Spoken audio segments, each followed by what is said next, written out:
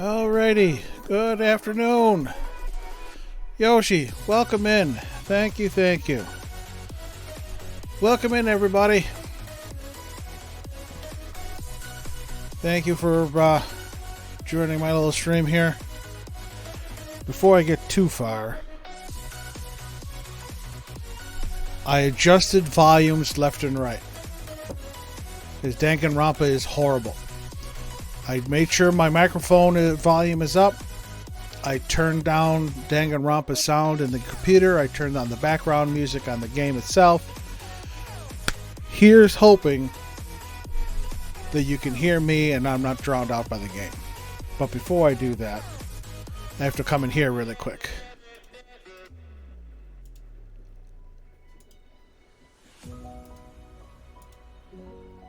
Got to turn dark mode on for that. So yes, I was on Billy Kometz's stream, and he's playing Super Mario 3D World, and he got to the part where he can use amiibos, and he mentioned Big Yoshi, and he only had the little green one up here, and I'm like, that's not Big Yoshi. So I figured I'd grab all my Yoshis and put them back there, and Poochie, yes. So how you been, Yoshi? How was your week? Did you have a good time?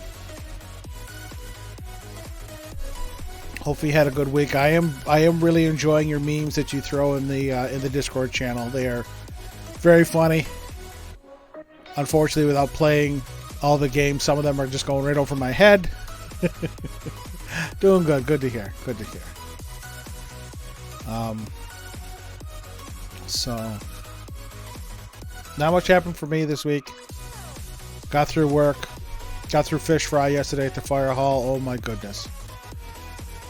For 2 hours straight, I was leaning over a table, stuffing takeout containers into plastic bags for the people that came in to get fish fries for over 2 hours. And when I tried to get out of bed this morning, my body's like, what the hell are you doing? So, but it was interesting. It was a good time. Again, I'm here and we did about 800 dinners. I don't know the final count. I usually don't ask. But we were really busy yesterday. I hope everybody enjoys their dinner. I hope everybody enjoyed their dinners. Because we never know how much or how many we're going to do as far as dinners go. Usually at the end of the night, there's some extra food available, and I always bring home 2 full dinners for my mother and myself. We both love fish fry, and nobody else in my family here eats fish. So, and again, in addition to doing fish and shrimp, we do chicken fingers for those individuals that want to support the fire company yet don't eat fish on Fridays. So. And my wife, daughter, and pretty much my son, they don't do fish fry. So my mother and I have our fish fry, and I bring home some chicken fingers for them. But yeah, we were busy yesterday. It was only day 3 of 8. We do 8 dinners over 7 weeks of Lent, because we do one on Ash Wednesday and that same Friday. So within 2 days we do 2, and then every Friday through Lent. So we used to have dine-in and takeout.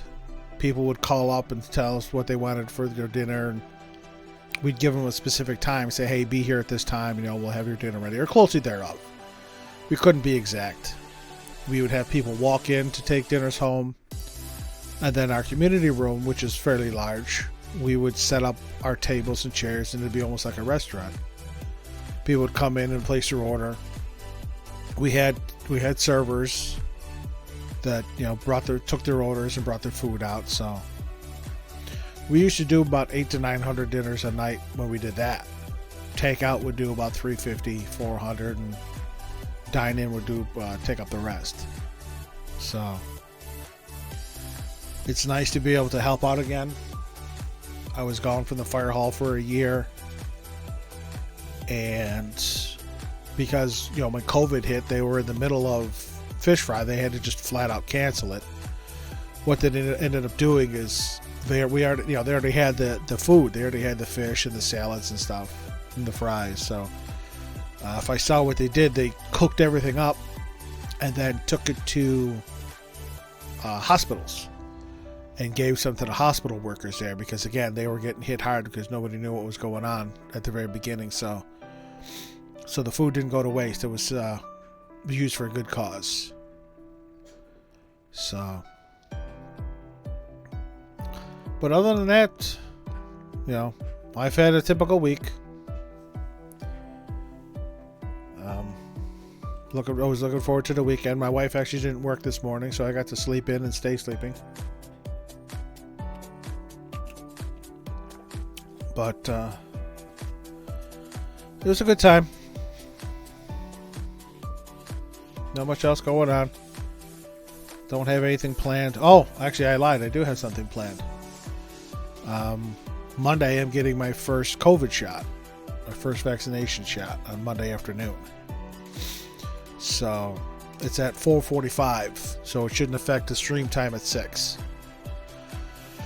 But our fire hall and the county Department of Health were able to secure 2 days in 2 locations on Monday and Tuesday for first responders, because we're not the very top tier of the very first people that would get the vaccine.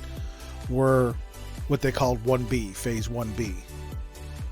So we had a handful of people that got theirs a month ago, but there was just such high demand and so low vaccine availability that not everybody was able to get a vaccine.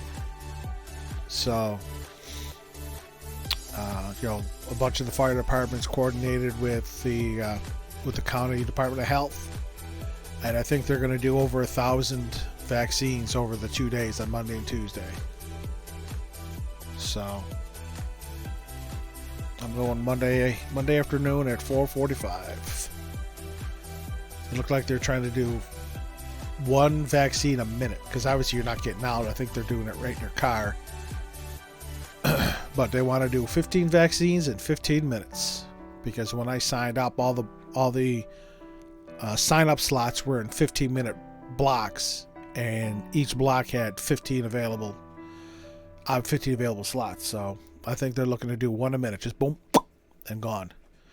I have to bring proper ID, which would be the email I got confirming my appointment, and my fire hall ID to show that I'm eligible, that I'm a first responder. So it's going to be interesting. Other than that, nothing really going on. Going to get into Danganronpa here. Let me shut off Pencil Rocks. Now, as far as the first trial was easy. I mean, I got to do a little bit, and I knew who it was. I knew who the murderer was from the crime scene. This one, I'm thinking it's Toko because of the mental breakdown and like the split personality. But it's going to be a matter of using the truth bullets in the right spot to get everything going. So let's get this going here.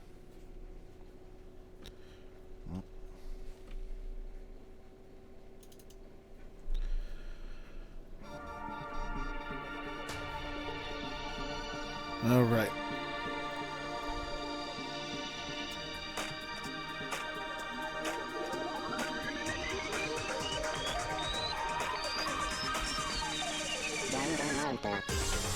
Yeah, one was a tutorial. I figured that.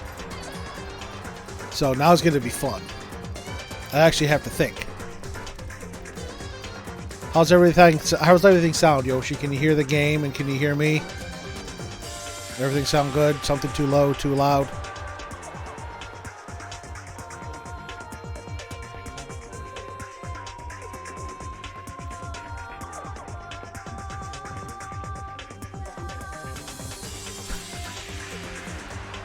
Kuya Toko, yep. Mondo Hifumi.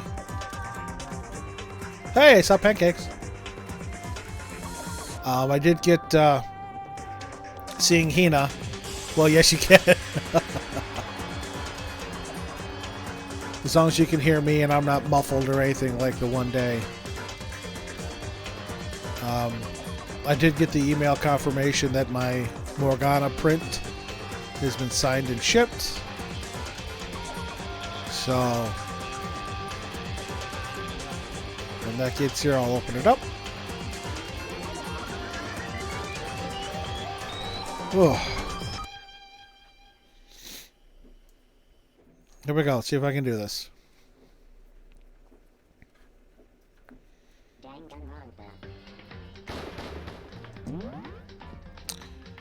Oh.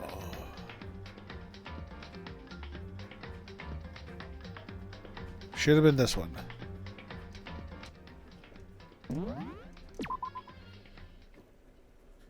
Yep. Alrighty, folks. Here we go.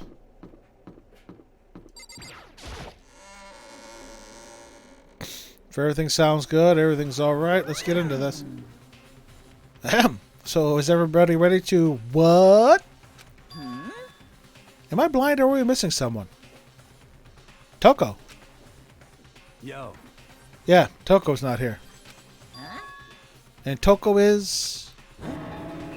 You really don't remember? Come on. Kidding, I'm just kidding. How could I forget that little nut job?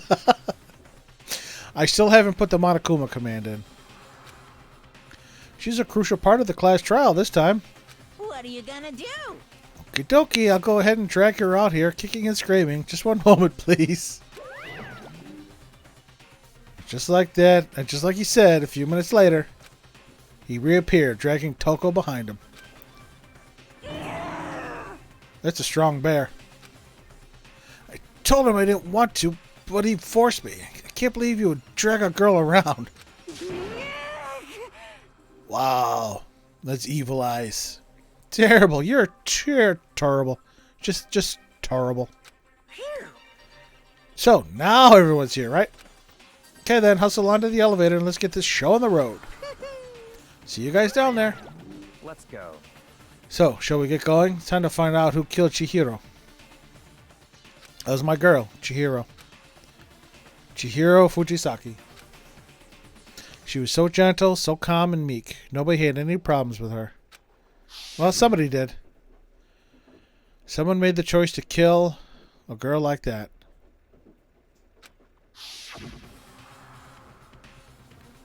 And that murderer is one of us.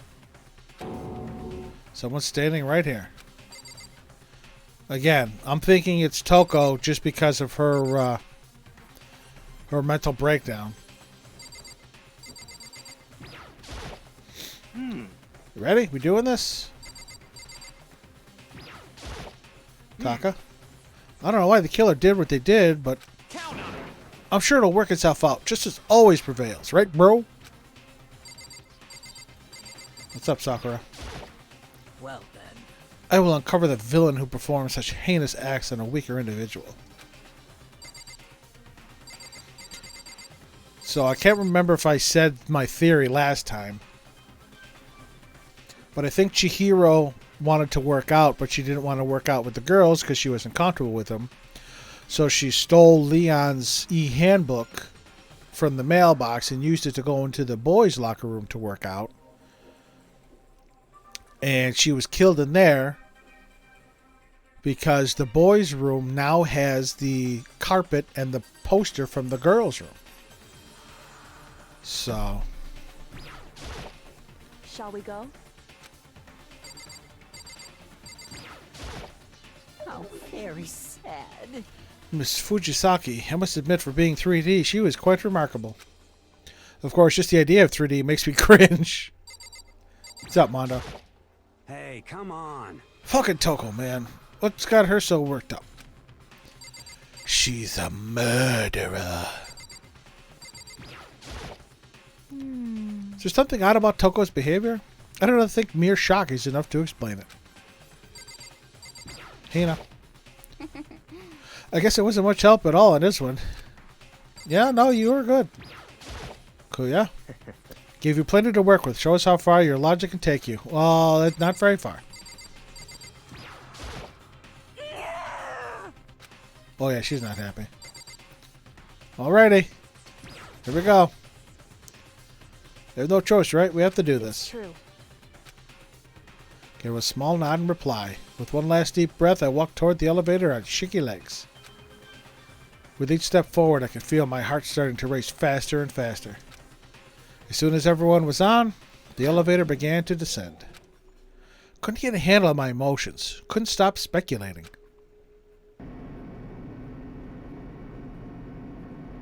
The steel box sank with heavy clunking sounds deeper and deeper into the ground. And as we went deeper, the uneasiness of my heart grew bigger and bigger. The elevator was unaffected, however, and continued to descend without hesitation. Until finally, I know Makoto's feelings. That sense of apprehension. The fear of the unknown.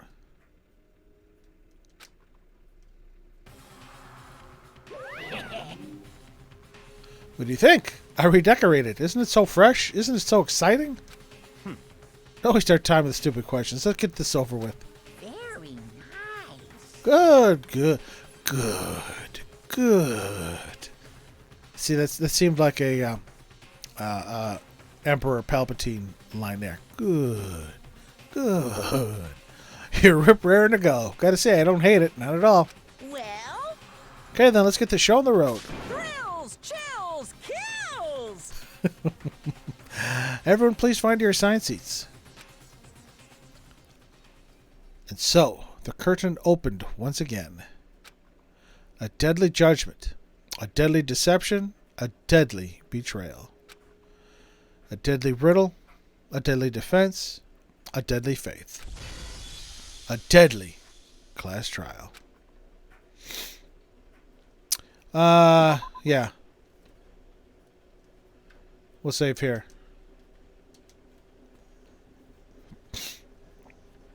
Alright. Set skills. I only got 2. Increases damage to the opponent when a statement is destroyed. Effective during the bullet time battle. Vocabulary. Increases bullet capacity. Effective during the bullet time battle.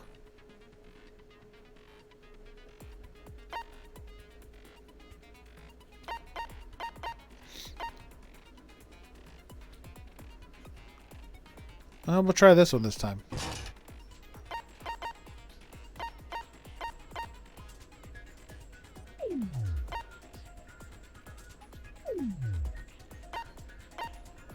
Okay. I guess I can use more than one. I thought I could only use one. But okay.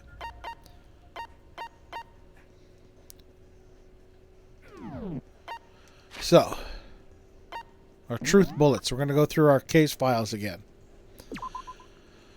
Victim was Chihiro Fujisaki. Time of death is estimated to be around 2 a.m. The body was discovered in the girls' locker room on the second floor of the school. Cause of death was a blow to the head with a blunt object. She was killed instantly. Although Chihiro wanted to get stronger, she declined several invitations from Sakura and Oi and may have used the locker room late at night to avoid them. Despite this, Chihiro had stated that she desired help with her efforts. She may have been meeting someone in the locker room the night she was murdered. Dumbbell fell on the floor of the girls' locker room, had a significant amount of blood on it. Odds are that's the murder weapon. Chihiro had told anyone willing to listen that she wanted to get stronger. Some assumed that due to her inferiority complex about being weak, she admired strength more than anything else. To unlock a locker room, you need to swipe your e-handbook over the card reader. You need a male student's handbook for the boys' locker room and a female student's for the girls. It's not possible for 2 people to enter at the same time. Additionally, lending someone your handbook is a violation of school regulations. Yeah, you have an amount of skill points for each skill cost. Yeah. I just didn't know I could use multiple times. The handbook of each student that has died is placed in the mailbox in the main hall. One of the handbooks found in the main hall has been broken, which is apparently a rare occurrence. Junko's and Sayaka's handbooks both seem to still work, so it is assumed that the broken handbook is Leon's. However, Monokuma claims it's very unlikely that Leon's handbook would have broken. Suspected genocide Jack victims include Ken, Tetsuya, among countless others. They were killed in the same way and mounted to a nearby wall. The word bloodlust was found at each scene of the crime written in blood. Profiling indicates the killer is likely a student suffering from a split personality. See, that right there tells me it's that the profiling is correct. It's Toko. But piecing together everything to make it look that way and proving my case is what's going to be the difficult part. Chihiro seems to have consciously kept her distance from the other girls at the school, even from the beginning. Meanwhile, it has been noticed that she got along remarkably with her male classmates. So that's why I'm thinking that she was killed in the male locker room. But what male could have done it? There's no, I mean, Kuya is, I don't know, maybe.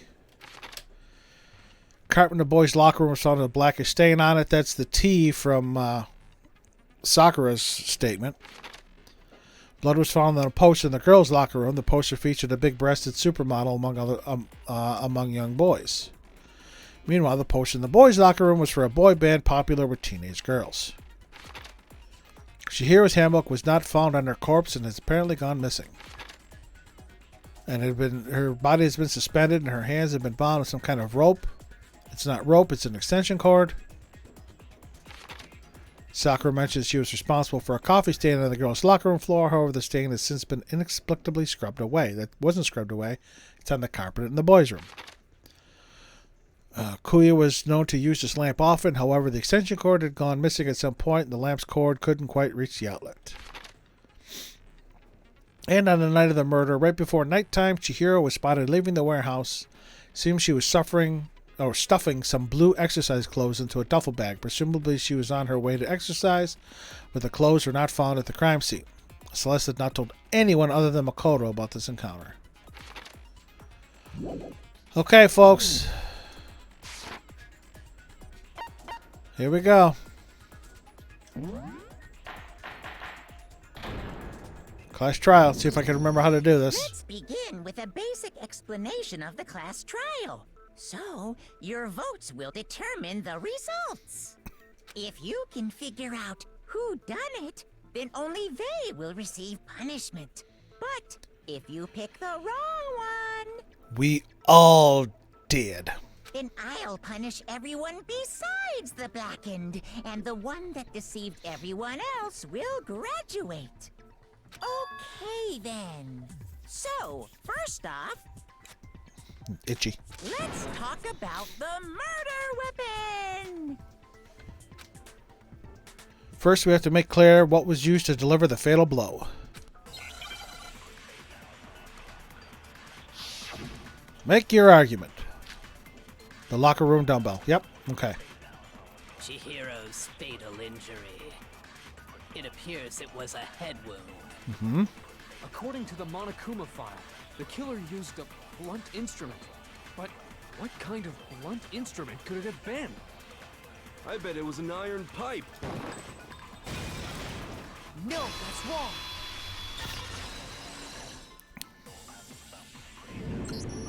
Can we agree that the object that dealt the fatal blow was the dumbbell, found at the scene of the crime?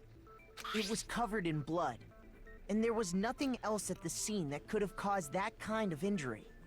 And the wound on the victim's head is consistent with the shape of the dumbbell. Thanks, Kyoko.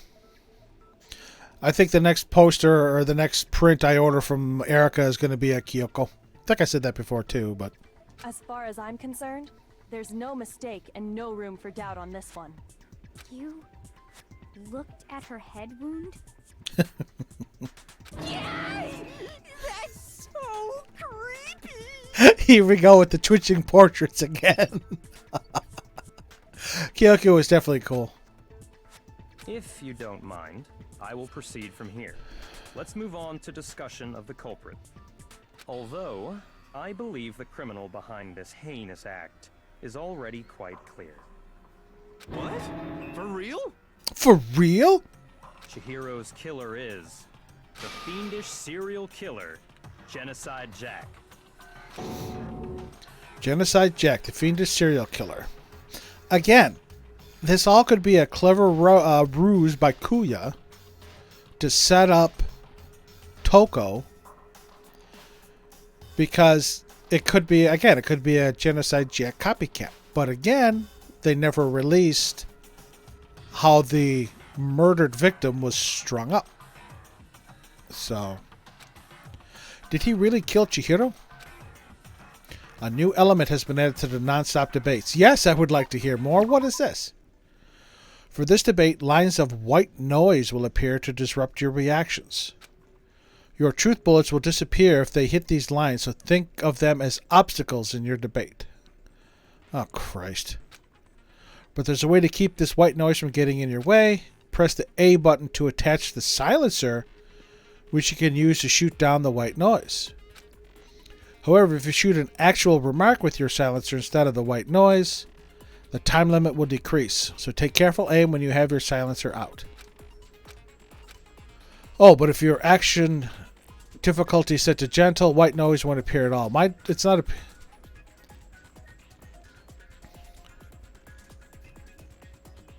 In which case, you can forget about the silencer and just focus on it. Yeah, it's not on gentle.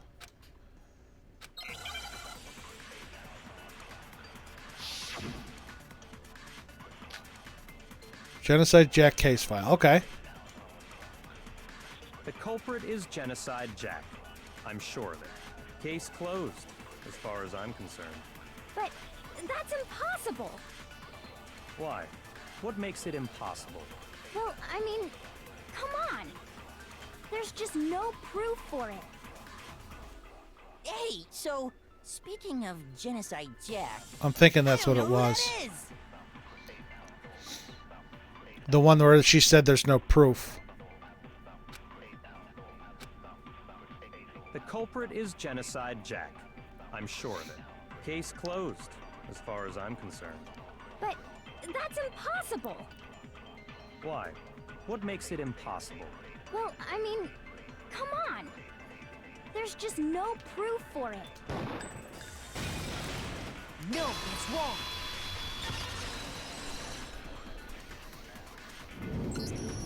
I might know one reason he could be involved. What? I found this file while I was looking around the archive in the library. I guess it's some kind of confidential file the police put together about the Genocide Jack case. What? That's kind of weird as shit, isn't it? What was something like that doing in the library? The why of it is probably more trouble than it's worth. So let's forget about that for now. Thanks, Koya. More importantly, it outlines all the specifics of every Genocide Jack case in exceeding detail. According to the file, there appear to be two defining characteristics in every Genocide Jack case. The first is that a bloody message is found written at the scene of every murder. Oh, that's right. Boob lust.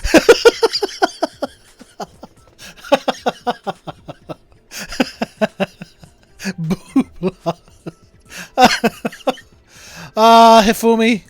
No. No. It's actually bloodlust. But more important is the other characteristic, and it's something that has never been made public. Right, the stringing Never them up. made public? What the hell is it? Why don't you tell them, Makoto? The other characteristic of every Genocide Jack case, which the world at large doesn't know. If I'm not mistaken, it has to do with the positioning of the body. It's how the victim was positioned. Apparently, in every Genocide Jack case, the killer suspends the body in a certain way. Other than the killer, the only people who know about this are the higher-ups in the police department. However, Chihiro was most definitely suspended in the same way.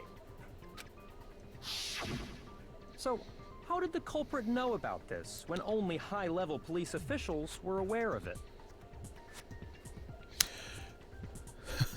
I literally have this line copy-pasted what Makoto says in Japan. Is that his, like, I object, or his I got it? There's only one logical answer I can think of. It's because the culprit in this case is the real Genocide Jack. Or someone who studied that file first. No fucking way. You're saying Genocide Jack is one of us? Oh, means no, that's wrong? Okay. Yes, in fact, it's Toko. What? Genocide Jack's true identity is Toko Fukawa. Really? You lie! What? Hey, okay, wait, hold on a sec. Toko has, like, bloodophobia or whatever, remember? What kind of serial killer is afraid of blood? But she's also a schizophrenic. Is Toko Genocide Jack? The answer is yes and no. Because if you're schizophrenic and you have completely different personalities, you can have completely separate likes, dislikes, phobias. Another riddle. Man, why has this gotta be so complicated? There's my girl, Chihiro. How shortly we knew ye. It's a riddle for sure, but I feel like I understand it. What it means for Genocide Jack to be Toko, but also to not be Toko. The answer is that she's not just one person, but multiple people, right? You're also afraid of the blood? Shit, the Hangman's Gambit.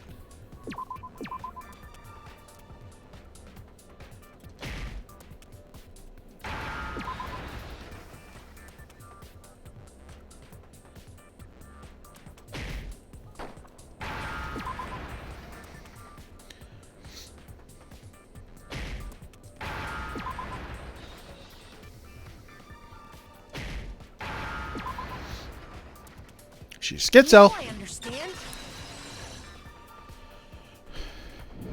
Pink blood is fine, Is it though. because Genocide Jack has a split personality? It's like yogurt. Huh? I think I read that somewhere in the file too. Yes, you did. They thought that the suspect might have, what did they call it? Dissociative identity disorder. Oh, okay.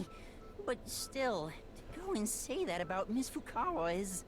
Perfectly acceptable. Toko's strange behavior after seeing the body is proof enough that she has a split personality. True, but is that second personality Genocide Jack? The one thing that shows Toko could have a split personality has to do with her behavior. Her behavior changed. You're talking about how she started acting totally different than usual, right? That's right. Think back. She fainted when she saw Chihiro's corpse, and then, when she woke up... She was a completely different person. Now, see, I'm not afraid... Again, I was an EMT. I'm not afraid of blood. Usually, I'm not afraid or grossed out of things coming out of the body. It's when people do stupid stuff and put stuff into their body. I watch ridiculousness on MTV quite often because I'd laugh my ass off at not just the videos but the commentary going along. And when there's objects and items and fluids and stuff coming out of the body, I'm fine. But it's when they show those, dumbasses taking a urinal block and eating it, or taking horse manure off the street and eating it, is when I get ill. Yeah, yes, Yoshi. See, you've come to the right place. We have a lot of likes in common, so. But yeah, when they do that stupid eating shit and licking dumpsters and the front grill of cars covered in bugs, no, that's just disgusting. But anyway.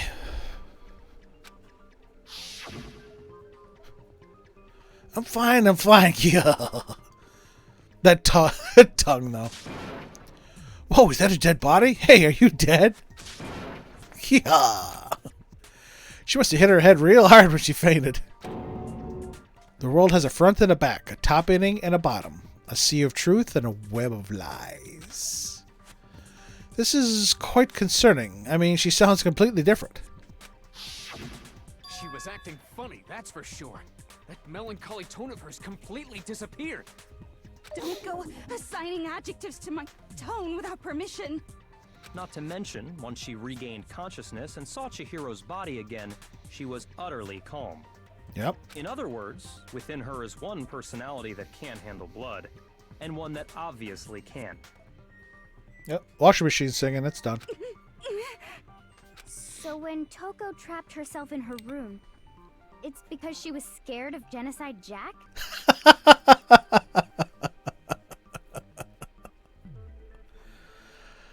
Oh. What up, guys? Hello. Welcome in. Welcome in, everybody, from Billy's stream. Thank you for coming in. Hold on. There we go. That's what I was trying to do. Where's my mouse now? There we go. Yeah, what? Hold on, Billy.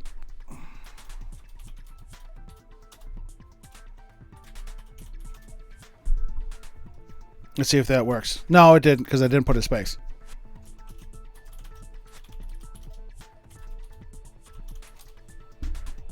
There we go. Now it worked.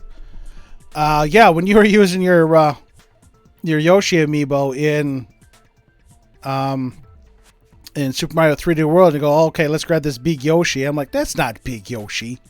So I had to pull out all my Yoshis and my my little pupper.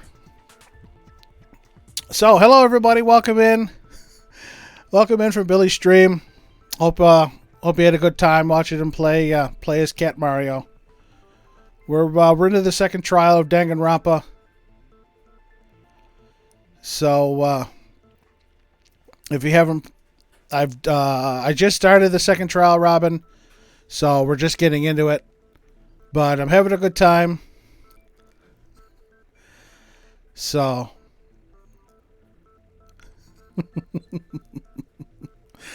Oh, good time. So again, thank you, welcome in everybody. Thank you for coming over with Billy. Looking forward to seeing how he does there. You wish you could stay and cry at the ending. Yeah, I know, Robin, you've been popping in every now and then, but again, I thank everybody for coming over. Thank you all for stopping in. I just caught Billy. You just had to one-up me. I did actually. I'm like, that's not a.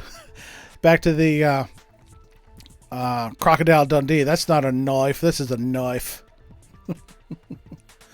Billy, you're welcome. To you and the Barbarians. That's great. I knew I had to. I was going to get my stream going. Figured I'd drop some subs on you before I came over and started mine. So. To everybody that got one, hope you enjoyed it. Billy is fabulous watching him. But let's get back to this game because again, first trial was easy. This one I have no idea what I'm doing. So, all right. Thanks for the follow, Ziggy. See that? Thank you very much. And again, everybody that came. You covered 10 people at 10. Thanks, Pound. Thank you very much. So, good times. Billy, you're more than welcome. It's always a good time. I may not chat a lot in your streams, but I'm almost always there. I can't play Smash, so it's good. It's nice to watch you guys play, and I do having a good time there, so... Again, thank you. Thank you, everybody, for coming over. Miss Monoclamari, thank you for the follow. Thank you very much. Welcome to the Red Wings. Welcome to, you're now a Red Wing soldier. So, thank you again, one and all. If you need to pop out because you haven't played Danganronpa, or if you're going to play it later at some time, I fully understand. You want to stick around and watch me try and use my big brain that's, smooth at times. You're more than welcome, but welcome in, everybody. I hope you have a good time. So we were just talking about Toko and her possible split personality. I'll drive out the killer. Drive out the murderous fiend. The reason she locked herself in her room wasn't to keep other people from getting in. It was to keep her other personality from getting out. What? Toko was afraid. Afraid of the murderous fiend inside of her. Of killing even more people. How? Yeah. How can you know all this? I do believe you misunderstood her. What she's trying to say isn't, how can you know all this? No. What she wants to know is, how could you tell them? Whoa. Last night, just before Monokuma gave his motive speech, Toko and I had a strange conversation. Okay, this is the first I'm hearing of it. Told me a most interesting story.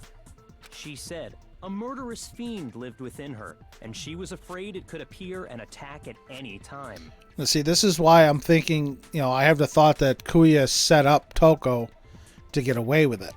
And that trepidation is what's caused her to have such a bleak attitude. Isn't that right, Toko? This is all a lie. Right, Toko? You said you wouldn't tell anyone. And I do enjoy the portraits vibing out in the corner there. I said it at the first trial. They're vibing out to some music in their head. What? You promised. I can't believe you lied. You have only yourself to blame. You came to me with your tragic little story. I didn't ask you to. This is the real world, not some romantic fantasy fairy tale. Yeah, Kuya is vicious. Besides, you broke your promise first. You said that as long as you were here, no matter what, you wouldn't let Genocide Jack kill anyone. But in spite of that promise,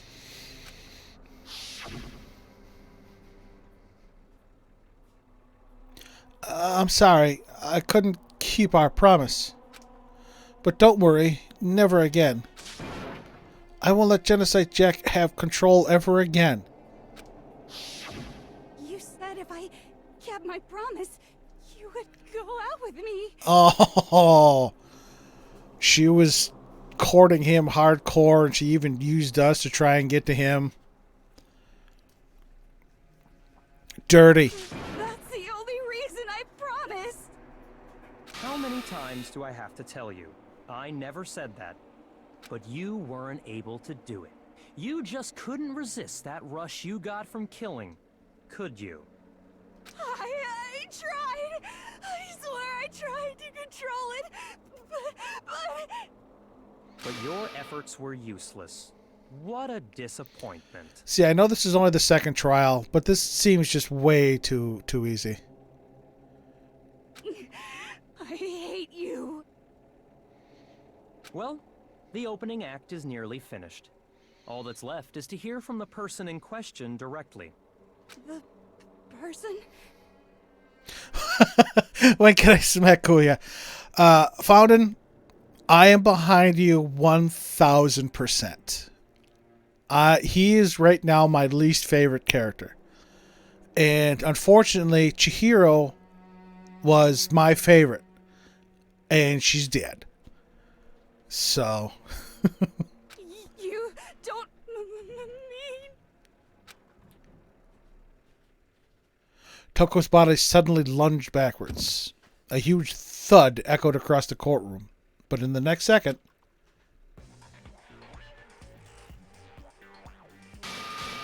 Holy crap! Hello there! Is it me you were hoping to see? Oh my goodness.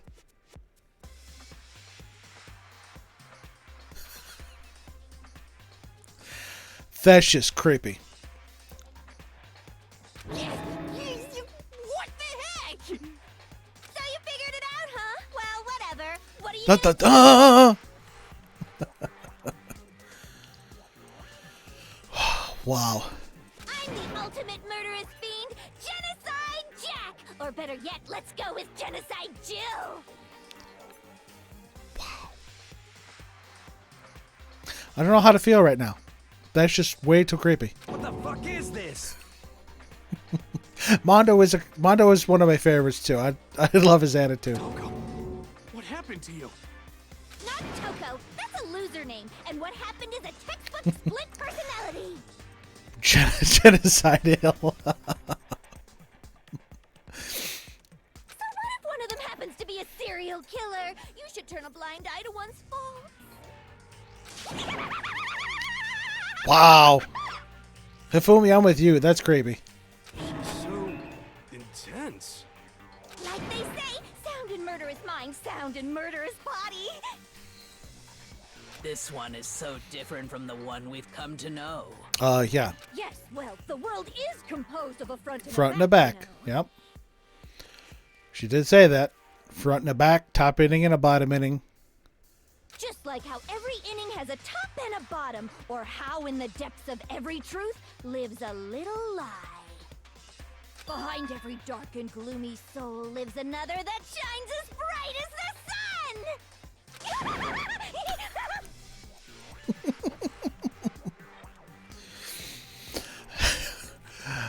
Right, Ziggy. It's like they performed a little seance, a little summoning. This is the murderous fiend, Genocide Jack. This is beyond insane. Miss Jack, Jill, can I ask you a question? What's up? The anime smile with the tongue. They don't go together. Some of us think you might be the mastermind behind our entire situation. What are your thoughts on that? Well, I'll tell you. I am the mastermind of all masterminds. Just kidding. Then it's not true? Of course it's not true. Of course it's not true. How dare you try to link me to that creepazoid? Yep, see it? Monokuma's behind it. And another thing, the police and government and society in the outside world are totally powerless. I mean, they just let this idiotic, bloodthirsty maniac go buck wild all over town. And that's what the secret was on Toko's little piece of paper. That she was Genocide Jack. Sure, I'm a bloodthirsty maniac, but life is pain, right? To live is to hurt other people.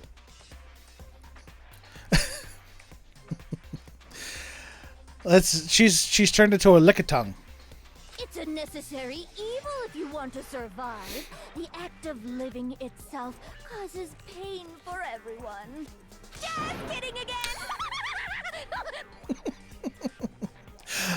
Oh my, yes. This should be enough to convince you. This murderous fiend is responsible for Chihiro's death. There's clearly a motive, so there should be no doubt. A motive? Remember what Monokuma told us? If someone didn't murder and graduate within 24 hours, an embarrassing memory or secret would be revealed. Yep. Well, let's assume that Toko's secret was about Genocide Jack. She still got the laughing face with the teeth and the tongue. If a secret like that came to light, Toko's life would have undoubtedly been forever ruined. So she had a very clear motive to never have that side of herself exposed. Absolutely. Interesting. Very, very, very interesting. But sorry, as much as I hate to admit it, I'm not the culprit. Huh? But I cannot imagine anyone other than you could murder someone in such a bizarre fashion. Again, my sus is on Kuya. He read the file. He was the one using the extension cord. He's a male, and despite Genocide Jack or Genocide Jill, whatever you want to call her, Toko's still a female. Maybe so, but nevertheless, it's the truth. Do you really expect any of us to believe you?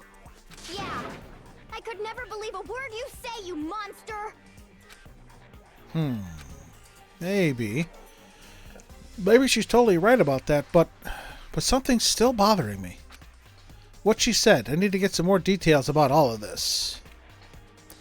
Yeah, Kuya was sus at the beginning.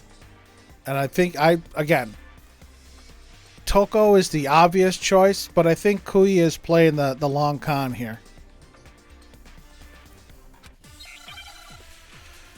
Okay, what do we got? Make my argument. What are we arguing? The status of the dead body. You saw Kuya vent. Sorry, but I didn't kill anyone. You say that, but do you really expect any of us to believe it? Perhaps if you had an alibi, that would change things. Oh, an alibi, huh? Now we're talking. When you compare your past murders to this incident, the modus operandi matches completely. What more proof do we need? Give it up. You killed her. Okay. I have to just focus on remembering Chihiro's body. That must have the answer. The modus operandi, then. But I didn't kill anyone. You say that, but do you really expect any of us to believe it? Perhaps if you had an alibi, that would change things. Oh, an alibi, huh? Now Because I'm Genocide talking. Jill killed with When you compare scissors. your past murders to this incident, the modus operandi matches completely. No, that's wrong.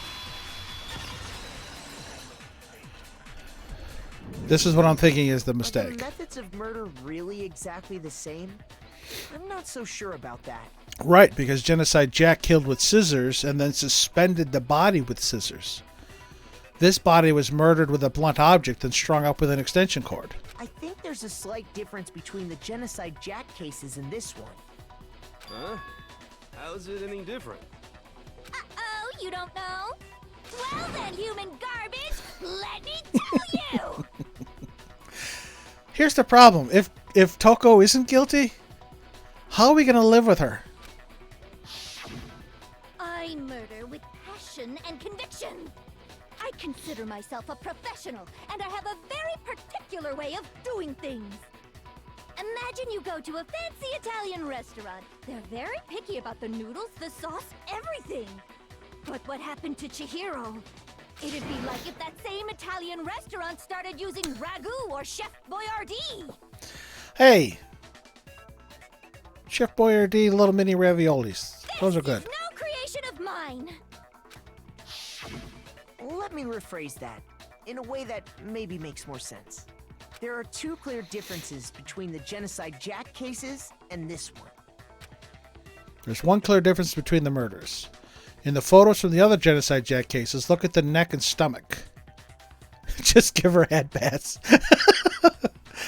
Good, good, good. Now go back in your corner. Here you'll see a victim's fatal injury. For one, the cause of death is different.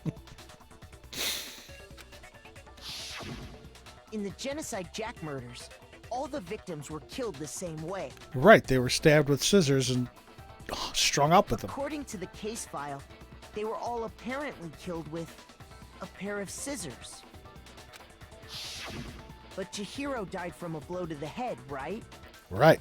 Ah, yes. That is remarkably different from the other murders. Wouldn't it be strange for someone who kills the same way without fail to suddenly change their method? And there's more. One more conflicting detail. That's right. In my recipe of murder, if the bloody message is the tortellini, then the arrangement of the body would be the pesto sauce. I can't get over the happy face with the eyes and the tongue. It doesn't Please work. Stop comparing killing people to cooking. So, are you saying the other difference has to do with how the body was arranged? That's right. The second difference was related to how she was suspended. In the photos of the other Genocide Jack cases, all the other victims were stabbed through their hands. Here you'll see a clear difference. What was used to suspend her? Do you remember what the killer used to suspend her? They used some kind of rope to hang her up by her wrists. But it's not rope. It's extension cord. What is your point? Well, in all the previous Genocide Jack cases, something else was used to suspend them. Specifically, pairs of razor-sharp scissors. And lots of them. And guess what? I used my own specially designed scissors for the murders and the arrangement. Like I said, I'm a professional, so naturally I'm very picky about the tools I use. And you know what else? Big Mac said there's two differences, but he's wrong. Big Mac? Are you referring to me? Well, it is a food reference. Listen up, Big Mac. There's actually one more difference. Huh? My word, you really didn't notice? Take a look at who the victims were in each Genocide Jack case. They were all men. There's a pattern there, just waiting to be discovered. A pattern? Figure that out, and it'll be plain as death why I couldn't have possibly killed that little lolly girl. Let's see. There was a pattern surrounding the Genocide Jack victims, and Chihiro didn't fit it. If you look at the names of every victim, what do you notice is... I think I figured it out. I know why. Because Chihiro was a girl. We stand for food references. Chihiro was a girl? Well, in playing Persona 4 Golden, I mean, Teddy was always ripe and always fresh with those bear puns, so... Bingo! Bullseye! Right on the money!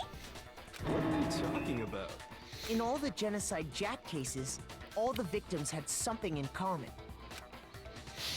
They were all men. Ken Harada, 32.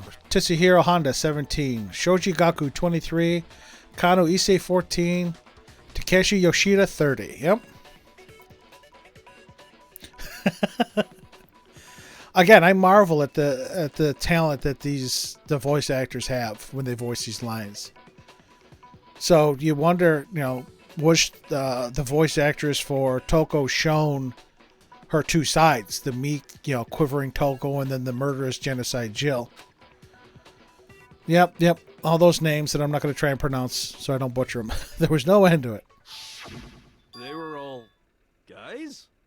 That's right! The people I kill with such passion and conviction are all adorable little men! I can't believe I said it! I'm so embarrassed! Oh, that's what's embarrassing. The hell is wrong with you?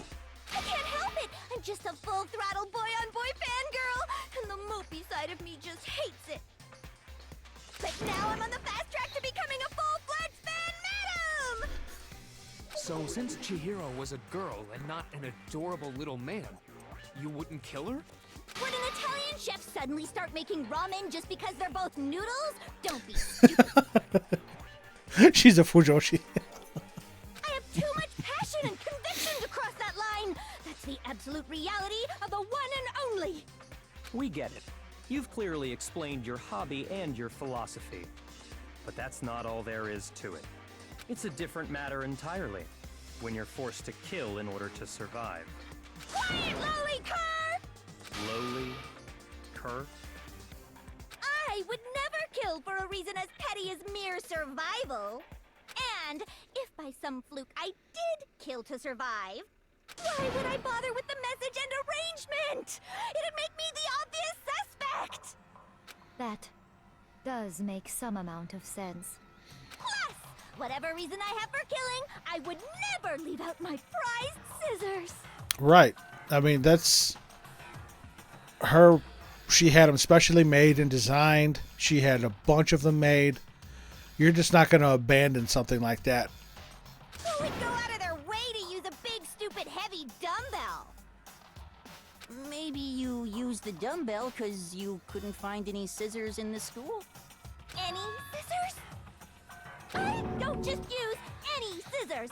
I only use my own set of high-class envy of the entire world scissors! Okay, whatever. There still aren't any in the school. Are you sure about that? Da-da-da-da! Holy crap! Where'd she find them? She's fully equipped. That's right, so I can kill anywhere, anytime. Oh my god.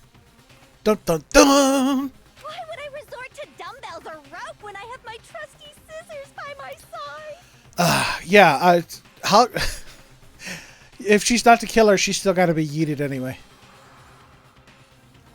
Go ahead, tell me I'm wrong. You can't, can you? Gutter dogs, all of you. Not to mention, I have no clue how to tie a good knot. So rope's totally out of the question anyway. I have no idea what's going on anymore. Could such a heinous villain really be innocent? In this case, Taka, yes. She can be innocent. But the body really was suspended, right? And nobody but the police knew about that. Nobody but the police and individuals that are so well connected that they have access to the files. Remember, Kuya said that he had access to those files from when he was a child, and he would love reading them. Yeah. That's why we figured it had to be the real deal and not some copycat killer or whatever. Actually, hold on. There is one person. One person who could have copied the Genocide Jack cases.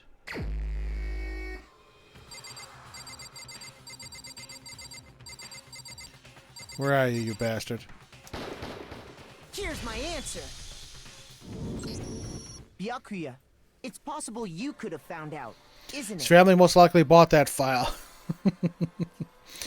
But again, his family was so well connected that they had access to all that stuff. I thought I remember him saying so in that little storage room. You'd have no problem gaining access to classified government documents or internal police records. Plus, you'd already looked through the Genocide Jack file before this all happened, hadn't you? Are you saying Mr. Togami did it? He's the only other person besides the actual killer and the police. Then the reason he pushed the theory of Genocide Jack being the killer so hard was To throw sauce off he himself. wanted to pin the crime on her. Absolutely. My goth goddess. So, he rearranged the scene to disguise it and make it look like I put my stamp on it. The adorable glasses man was behind it all. Oh, I'm on fire! Oh my god. The faces they keep putting on her. Well, Byakuya, what's your response? I see. So now the suspicion falls on me. And now the smugness. Then I must ask, when would you say I began acting suspicious? Surely you must have an answer. Looking back and thinking about it now, the way you were acting right before we discovered the body was a little strange. And the locker rooms. They're suspicious. Very suspicious indeed. Wouldn't you agree? Huh? Suspicious? It seems nobody searched the locker rooms. Let's start with the girls' locker room. You wanted to go to the girls' locker room right away, right? But since you're a guy... I should have naturally thought of the boys' locker room first. Is that what you want to say? The victim was Chihiro, a girl. Hence why I said we should check the girls' locker room. Nothing strange about that, I'd say. On the contrary, there's something very strange. Okay then, what's so strange about it? Oh crap. Go ahead, share with the rest of the class. There was a clear contradiction in what you just said. You need to make it clear to everyone. Oh, another new element? Next, we are going to add something called a truth flashback. If you aim at a weak spot and hold down the Y button, then you'll memorize that weak spot. This memorized phrase can only be shot once as a single truth bullet. If you shoot or change the truth bullet, it will disappear from your truth cylinder. However, you can use this flashback feature as many times as you want. If you don't seem to have the answer to a lie or contradiction in your loaded bullets, it might be wise to memorize a different weak spot and use that to make your case. Oh, crap. When's the best time to flashback? Well, you'll just have to use your keen wits, won't you? I don't have any. In this case, though, I will say that if you don't use a flashback, you won't be refuting anything. Good luck and have fun. Crap.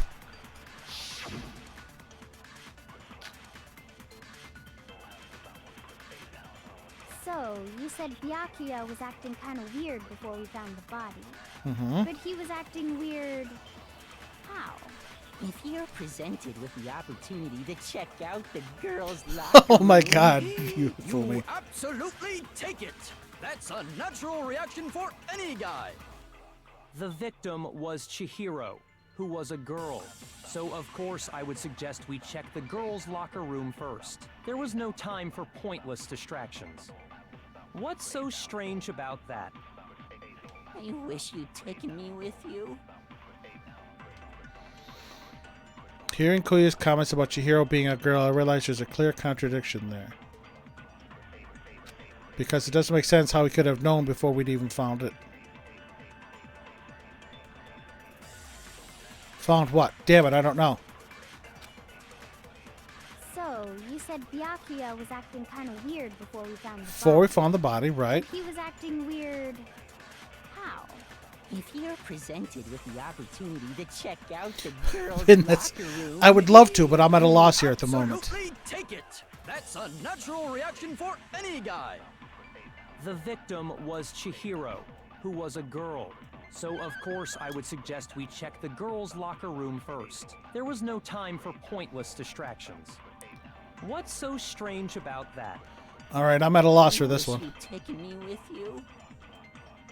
You just figured it out? I mean, Chihiro was a girl, but again, she didn't like...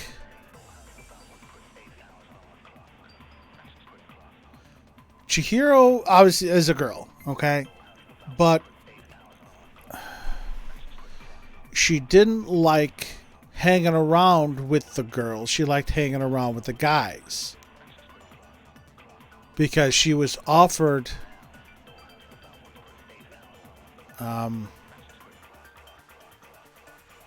Hina and Sakura offered to work out with her, but she didn't. But she was very comfortable around the boys. So, you said Byakuya was acting kind of weird before we found the body. But he was acting weird... how? If you're presented with the opportunity to check out the girls' locker room, You absolutely take it! That's a natural reaction for any guy! The victim was Chihiro, who was a girl. So of course I would suggest we check the girls' locker room first. There was no time for pointless distractions. What's so strange about that?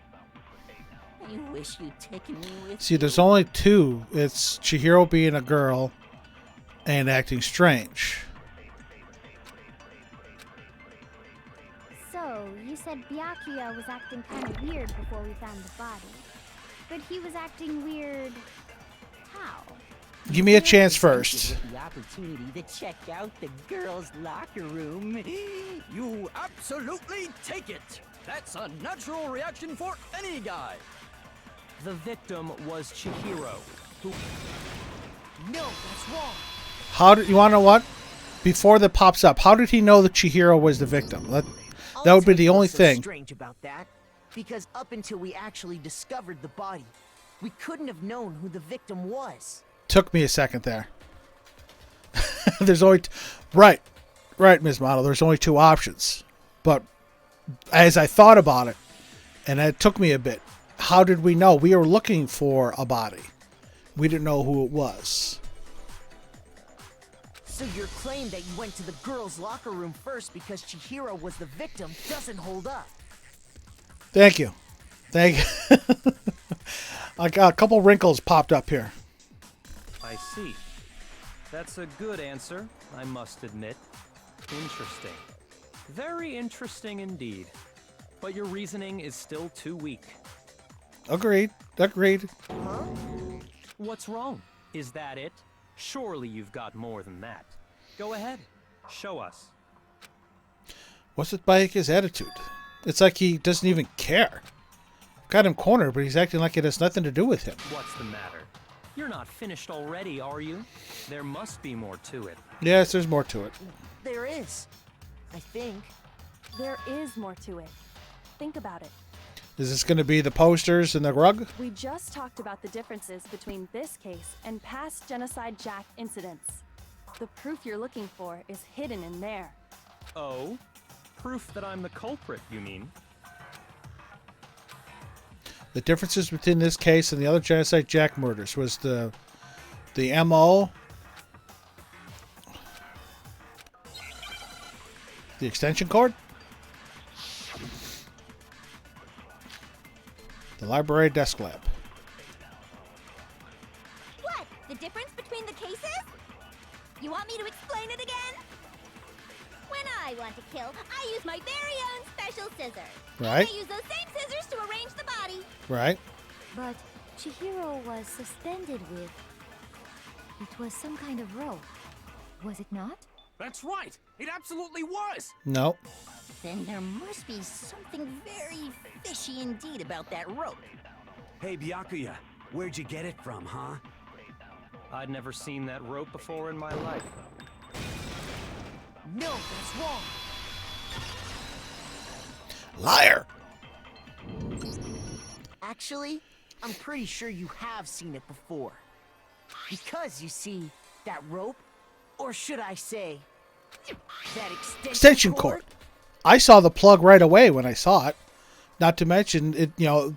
The artist did a really good job of, separating the two lines, the two wires going into it in the casing. What? An extension cord? Byakuya, you've used the extension cord in the library more than once, haven't you? And the same extension cord that was in the library all this time Was went missing. missing after the murder. And there's no way someone who uses that extension cord as much as you do wouldn't discover that fact. And Byakuya must be the one who took the extension cord. I can't imagine any other possibility. That's really what you think? Then your conclusion is something like this? I killed Chihiro in the girls' locker room, then hung her up and wrote that bloody message. Nope. I intentionally made it look like Genocide Jack was behind it. That's right. You didn't kill her in the girls' locker room, though. Is that about right? No. He's doing it again. He's totally calm, totally unconcerned. As if he's not even involved. Wait, not even involved. What's wrong? I asked you if you think that's what happened. Hell yes, that's what happened. So that's it, right? Byakuya's the killer. I don't disagree with not disagreeing. I can't get enough of those He's faces. calling this a game, right? So he'd be totally willing to do something like this to win. Sorry, but could we hold on just a second? I think we need to talk about this a little more. Jago Majima, thanks for the follow. Welcome. Welcome to the Red Wings. Red Wing Soldier. Huh? Do we really need to? We've already decided who did it. I know, but still, there's something that's still bothering me. Is that right? And what, pray tell, is still bothering you? Yep. Again, my screen name I got from Final Fantasy IV. Yep. That's why when I finally get affiliate, I'm probably going to use either pieces of mithril or crystals for my little channel points. And all my followers are Red Wing soldiers. I killed her in the girls' locker room, then disguised my crime. Specifically, I dressed it up to make it look like it was the work of a homicidal psychopath. You didn't kill her in the girls' room, though. What about all that bothers you? Thanks. Thank you, Jago. What was that just now? Something's not right. Chihiro's body was definitely found in the girls' locker room, but does that mean... Captain, welcome. Welcome to you and your Monokuma. Welcome to the stream. I hope you're having a good day. Can I really just accept what Kuya said about the truth? No, I don't think so. There's definitely something wrong. Scene of the crime. You say you killed Chihiro in the girls' locker room, right? That looks like Chihiro.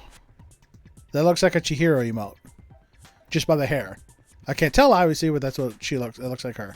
But are you sure about that? Isn't it possible that the murder took place somewhere else?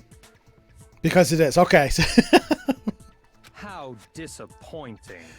What kind of question is that? Even in the world of disappointments, this is a true letdown. She was found dead in the girls' locker room. There is absolutely no question about that. Correct. She was found dead in the girls' locker room, but she wasn't killed in the girls' locker room. How could the scene of the crime have been anywhere else? Well, I think it's entirely possible that she was killed somewhere else, then carried there later, along with the rest of the murder scene. Right. The rest of the murder scene? Oh, it's a little drop of sweat there, Kuya.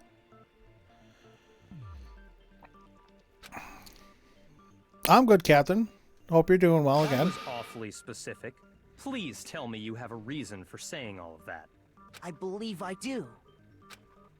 Hey, Kuya, did I just take you off guard? Oh!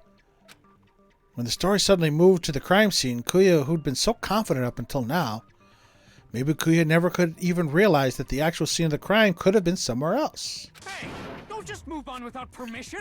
What do you mean she was killed somewhere else? Come on, Makoto. If there's any chance the murder took place somewhere else, let's see the proof. Evidence that shows the murder took place somewhere else. Well, we got the carpet, and we got the poster. There's something to switch between the boys' and girls' locker rooms. Well, first was the posters. I got it! The proof that she was killed somewhere else is the poster that's hanging in each locker room. And the carpet. Your proof is some posters? The poster in the girls' locker room was a picture of a big boobed supermodel. But don't you think that's kind of strange? Why would the girls' locker room have a poster like that? I bet those massive jugs of hers were totally fake! No, she's got scissors.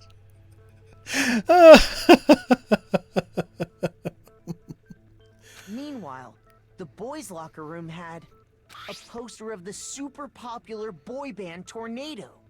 Again, that doesn't really seem to belong in a boys' locker room. So you're saying that maybe the posters were switched?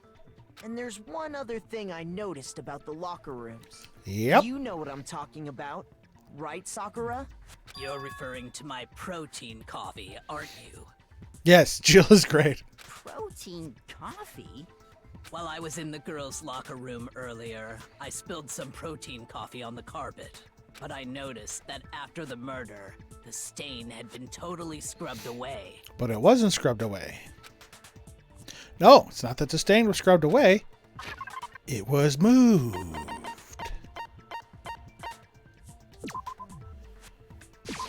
I got it! The stain on the girls' locker room carpet wasn't scrubbed away. In fact, I found it on the boys' locker room carpet. That's definitely the stain from my protein coffee. Then, does that mean that the carpets were switched too? Yep. But why would anyone do that? To move the murder scene from one locker room to the other. It's certainly plausible, don't you think? It is. What? In other words, in order to completely swap the scene of the crime, the blood-stained poster and carpet were moved along with the dead body. By doing this, the killer was able to change the entire room where the murder took place. I can certainly follow your reasoning, but why would the culprit bother doing that? Huh? Why would they go through all that trouble of switching the scene of the crime? Actually, an even bigger question. If the murder did take place in the boys' locker room, then how did Chihiro get in the boys' locker room in the first place? That's why. To get into the locker rooms, you have to swipe your. That's why you have to swipe Leon's e-handbook.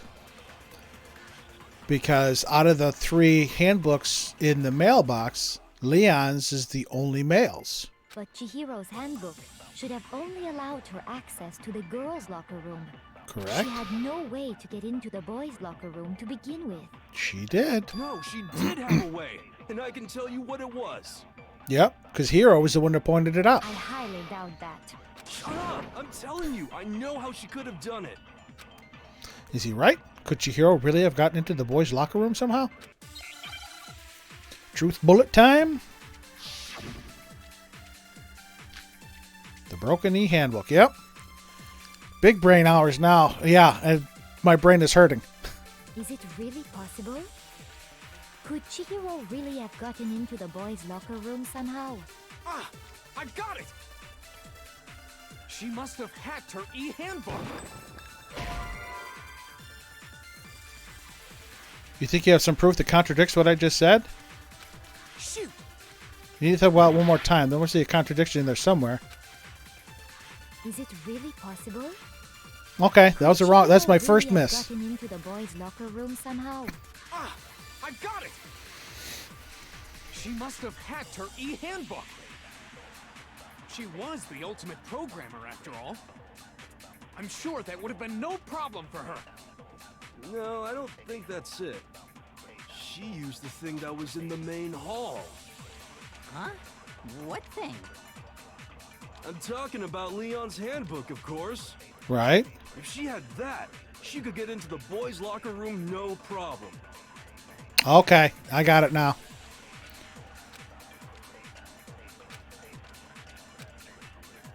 Is it Got it. really I know what I possible? have to do.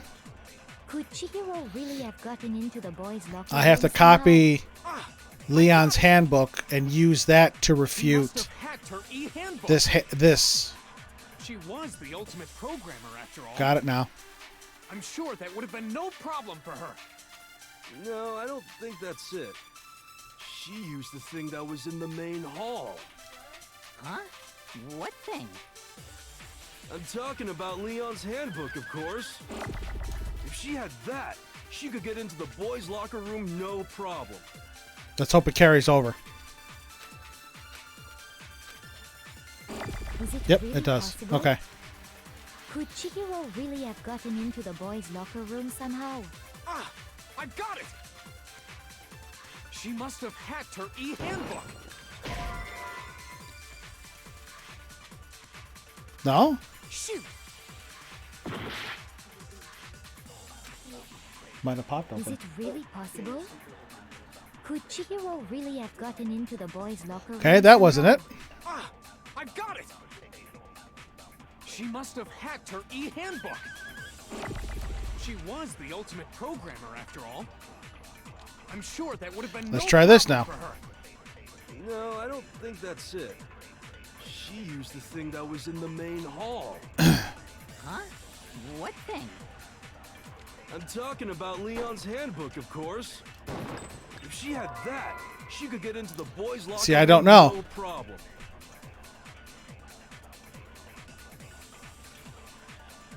If you say that she can get into the boys, right? I mean, there's no doubt it was broken. Is it really possible? Could Chihiro really have gotten into the boys' locker room somehow? Ah! I got it! She must have hacked her e-handbook. She was This is ultimate the only thing programmer left. after all. I'm sure that would have been no problem for her. No, I don't think that's it. She used the thing that was in the main hall. Huh? What thing?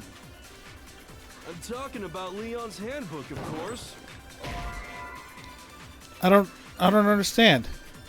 Shoot! All right, I think I'm going to lose here. Is it really possible?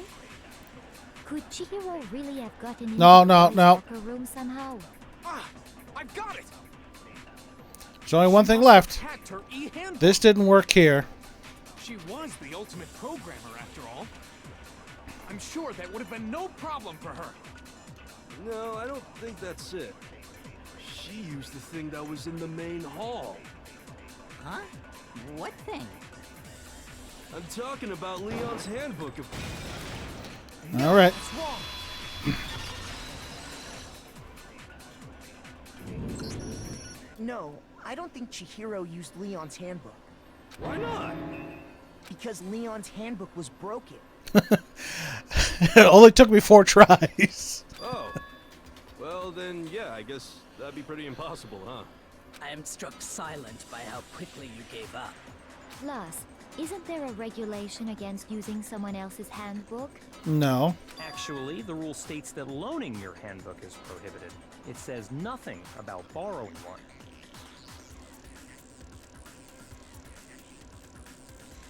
So I wonder if Kuya took it. In other words, you could borrow a dead person's handbook all you want, and you'd be safe. Yup, yup, yup! Hit the nail square on the noggin! Of course, if it were broken, that wouldn't make any sense anyway. So then, she must have hacked hers, like I said. She used her ultimate programmer skills and... Psst! You can't fix an e-handbook! The instant you open one up, a security buzzer starts blaring! So, if she didn't use Leon's handbook, and she didn't modify her own handbook... Maybe Mr. Naegi's initial assumption is just wrong? It seems like there's no way she could have got into the boys' locker room. So I guess so. Okay then, I vote for Byakuya. Is that it then? Chihiro was killed in the girls' locker room and Kuya is the only one who did it? Really? I don't know what else I can do. Hold on a second. I agree with you, though. I think you're on the right track. What the?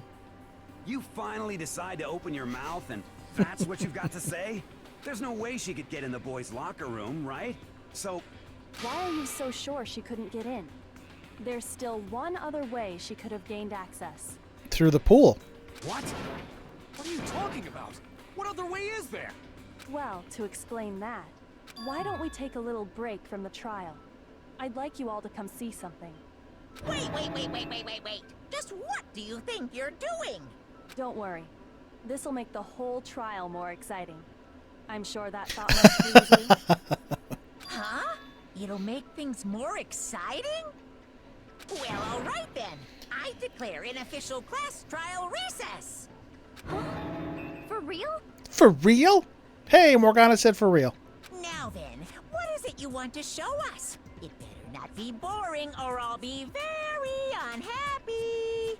Oh, I have no doubt it'll meet your lofty expectations. You should be able to get in from the Shall we pool. go?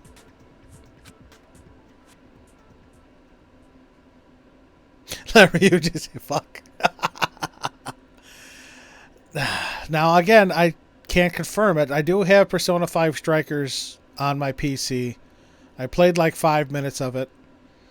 I could have swore Max might have hinted that it made it into Strikers. I don't know. I haven't played the game. I eventually want to stream it, but that's not going to be anytime soon because I don't want my channel to get buried among the others. Kyoko is the Naruto of this game, I'm guessing. You know, see, I think I compared her to Maya in the Phoenix Wright games. I've never played any of the Phoenix Wright games, but I did watch, somebody play them on stream. And I think Maya was like the second, the right-hand person to Phoenix. So, but yes, all you gotta do is bring up Naruto, and we have some good times. So before I even knew what was happening, the class trial had been put on hold. We headed off with Kyoko in the lead, and where she took us was the pool. Oh, back here. She seems to know what's up. Absolutely. Girls' locker room. You've already searched this place top to bottom. What are you trying to pull, Missy? I'd like you to examine the victim's body one more time. You want to check it again? Be sure to examine the entire body very carefully. Take your time. Examine her carefully? Like using our hands? Maybe I'll add that to, because I know Steam has like the Phoenix Wright trilogy. So maybe I'll add that to my my list of games that I want to purchase. No way!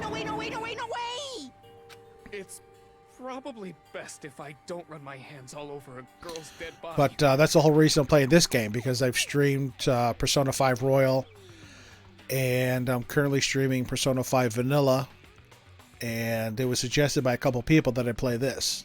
Obviously, there are some voice actors that cross over, but they thought I would enjoy it. And this is not that I'm creeped out or anything. It's just this game is very interesting so far. Very, very mental. Very well. I'll do it. But you're a girl. You shouldn't have to touch a dead body. Just let one of the boys do it. I think she's girl and body only. Right. And again, that's what I like. And, I made that comparison early on. I had no idea going into Danganronpa. I had no idea what kind of game it was. No idea what the play was, because it was suggested to me, but I never looked it up. I never researched it. I wanted to go in blind. And I am very blinded sometimes. When the first school trial came up, and when, Monokuma said that if you want to get out, you got to murder. I'm like, wow. Very deep. Kyoto, Makoto, and Phoenix and Edgeworth. Yep, 2 great power couples. No, it's okay. I think Chihiro would rather have a girl examine her. So just leave this to me. Sakura. What is this? Some kind of secret girl-on-girl action? Is that what you two are about? Oh my God. Now see, this is where the damn Monokuma quote would be perfect. That's not it at all. Stop screwing around. Okay, here I go. I'm sorry, Chihiro. Please excuse the intrusion. Putting her hands together in a brief prayer, Sakura then began to quietly examine her body. Be sure to check her entire body, and I believe we will solve this particular mystery. Her entire body? I know you say that, but... What? This is... What is this...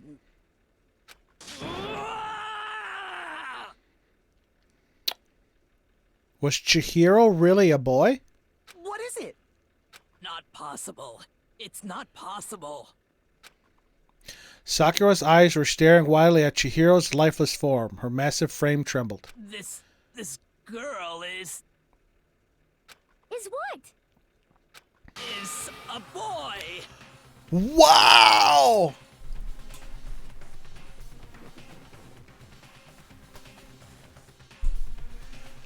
Wow. Yeah. Oh, man. This, wow.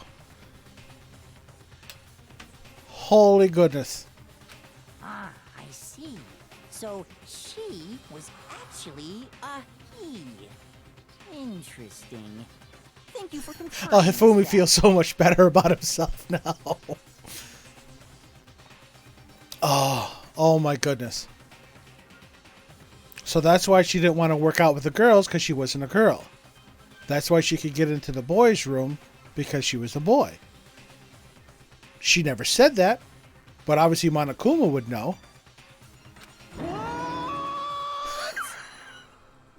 You're joking, right? I wouldn't joke about this. Then it's really true? Chihiro was a guy? Wow. Oh, what? You guys didn't know? Heck, I knew that right off the bat. Of course you would know. Chihiro Fujisaki was totally a guy. He was a cross-dresser? Oh no, I'm really on fire!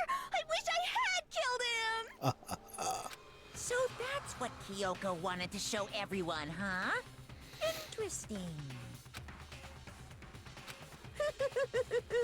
Yes, that certainly does make things much more exciting. That it does. Now let's ride this wave of excitement back to the courtroom and get back to the trial.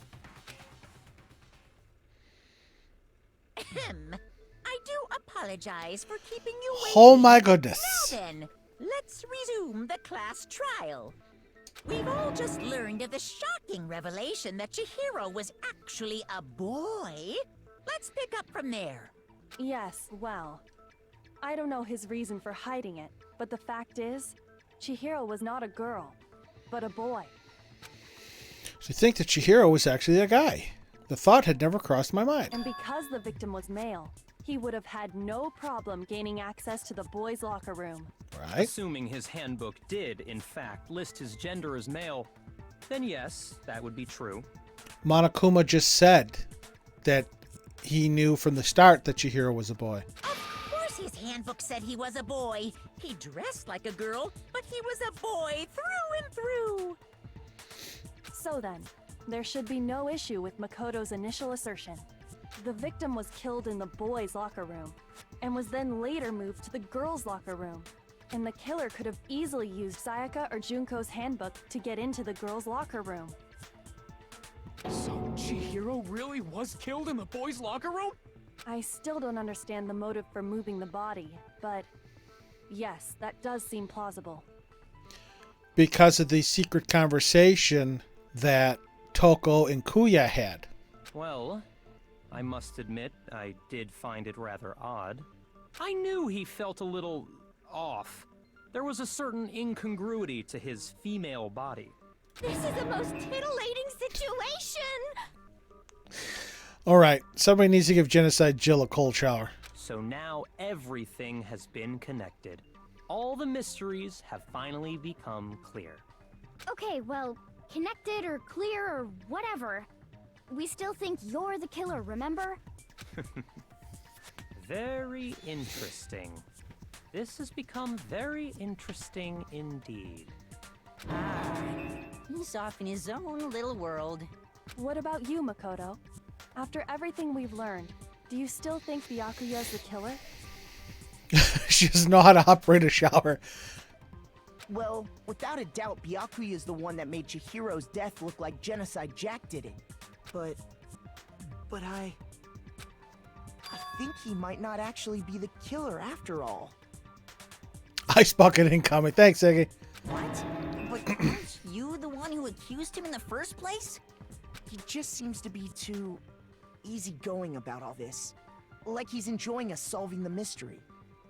The way he's acting, it makes it seem like it doesn't have anything to do with him. And you think that might be because it doesn't have anything to do with him? Plus, the evidence he left behind was a little too... how can I put it? Overt. He consciously chose to use the extension cord, knowing it could connect him to the murder. At least, that's how I see it. And Byakuya, when you found out the murder took place in the boys' locker room, it seemed to rattle you. And then again, when you found out Chihiro was actually a guy, if you really were the killer, that stuff wouldn't have had any effect on you. So that's your thinking, huh? Well, it bothers me that you don't have more concrete reasons, but... Thanks for the follow, Captain Caviar. Welcome to the Red Wings. Now a Red Wing soldier. It's fine. I guess I'll mark it as correct, for the time being. Mark it as correct? He's right. I am not the culprit. I just happened to come across the corpse in the girls' locker room and decided to alter it. Are you fucking with us right now? Now I'm really lost. No, I am not effing with you right now. I'm telling you the truth. Well, I find it very hard to believe. Go ahead. Find it very hard to believe. You're free to be executed along with the rest of us. If you're really telling the truth, then why? Why do you do that to his body? Thank you, Captain. Thank you very much. I really appreciate that. My reasons hardly matter right now. Uncovering the culprit is much more important, wouldn't you say? Now then, if it wasn't me, who was it? I don't know. Well, I don't think I can say for sure without talking about it a little more. We're seriously gonna keep going?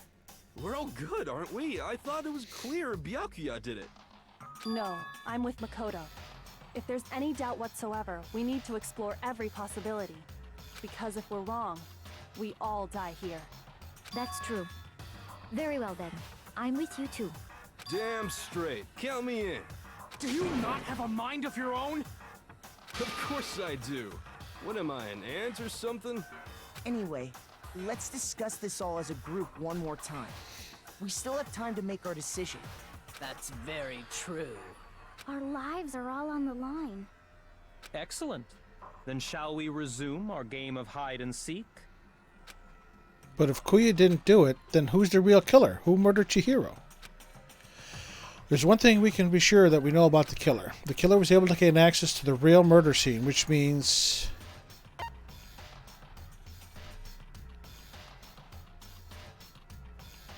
I got it! Killer's got to be a guy. Since the crime scene was the boys' locker room, you would need a boys' handbook to get in. Since Leon's handbook is apparently broken, the killer would have to have had used their own. In other words, it had to have been a guy. But that's still not enough. I need to find some more clues. Yeah, I'm going to get screwed here now. Celeste's account. Okay. Isn't there a single clue that might lead us to who did it? Well, clues are one thing, but did nobody get a look at the killer? I'm sure if someone saw the killer, they would have said something by now. Perhaps someone saw the victim at some point. Even that might be enough for now. Yeah. All we need right now is any kind of new info. It's over. It's all over. You want to know who saw the victim? The killer! And only the killer! And it's not like they're just gonna turn themselves in. Game over, man. Game over. Okay, I know what I gotta do. I gotta shoot down the killer and only the killer, but the white noise is in the way. I have to hold down... Isn't there a single clue that might lead us to who did it? Okay. Well, clues are one thing, but did nobody get a look at the killer? I'm sure if someone saw the killer, they would have said something by now. Perhaps someone saw the victim at some point. Even that might be enough for now. Yeah. All we need right now is any kind of new info. It's over. It's all over. You want to know who saw the victim? The killer. And only the killer. Ooh, got it just in time. I could have slowed down time. I believe someone else did see the victim before he was murdered. What do you think, Celeste? Now that you mention it, yes, I did see him. Huh? Really? Oh, but I suppose only Makoto knows about this. The rest of you had no idea, did you? That is why you're all making such ugly noises. Whatever! Just hurry up and tell us! It was last night, right before nighttime. I saw Chihiro in the dormitory warehouse. I saw him stuffing a track jacket into a duffel bag. And then, I assume, he headed off to exercise. A track jacket and a duffel bag? But we didn't find anything like that at the murder scene. It seems likely that the culprit destroyed them to get rid of any evidence. The only place to really destroy anything is the incinerator. And I believe Hifumi is the only person that has keys. And that is when he said something that struck me as rather odd. Well, I'd better get going. I'm kind of in a hurry. Chihiro told me he was in a hurry. But why would he be in a hurry? Only if someone were We're waiting for him, right? I should think. So, Mr. Fujisaki was on his way to meet with someone, and then they were going to work out together? But Hina and I had invited him to exercise with us plenty of times, and he always declined. Probably because he was afraid you'd find out the secret he was hiding, right? Which means that conversely, he must have trusted whoever he was meeting with very much. Right. Enough so that he was willing to risk his secret being revealed. I wonder if that was the secret that was written on Chihiro's piece of paper, that he was actually a guy. Ooh, what a marvelous friendship! The point is, whoever he met up with is the culprit, right? So we just gotta figure out who it was. But knowing what we know, I can't even guess. No, you already have what you need to make the connection. Kyoko, you think too much of me. Huh? You know who the killer is. I do? Seriously? Who is it? Who's the killer? Think back to the track jacket and duffel bag the killer disposed of. Focus on the details of these items, and it should become obvious who was waiting for him. Are you sure about that? You really think we can figure out who did it based on 2 pieces of evidence that we don't have? What? You want to track down some fingerprints or something? Even if we had the equipment for that, we wouldn't know how to use it. As was noted, the evidence is already gone. There's nothing to get fingerprints from. Maybe, but we can make certain inferences if we just take the time to talk it out. Easy for you to say. But fine. Celeste, did you notice anything special about the bag or jacket? The bag was just a normal duffel bag from the warehouse. All the bags in there are the same, so I can't imagine what would make that one special. Well, if I remember right, there was a decent variety of tracksuits to choose from. Do you think there might be some connection between the culprit and Chihiro's jacket? Perhaps. Let's explore that and talk a bit more about the jacket he took. Okay. Does Chihiro's track jacket really hold some clue about the killer? Somehow it's really hard to believe.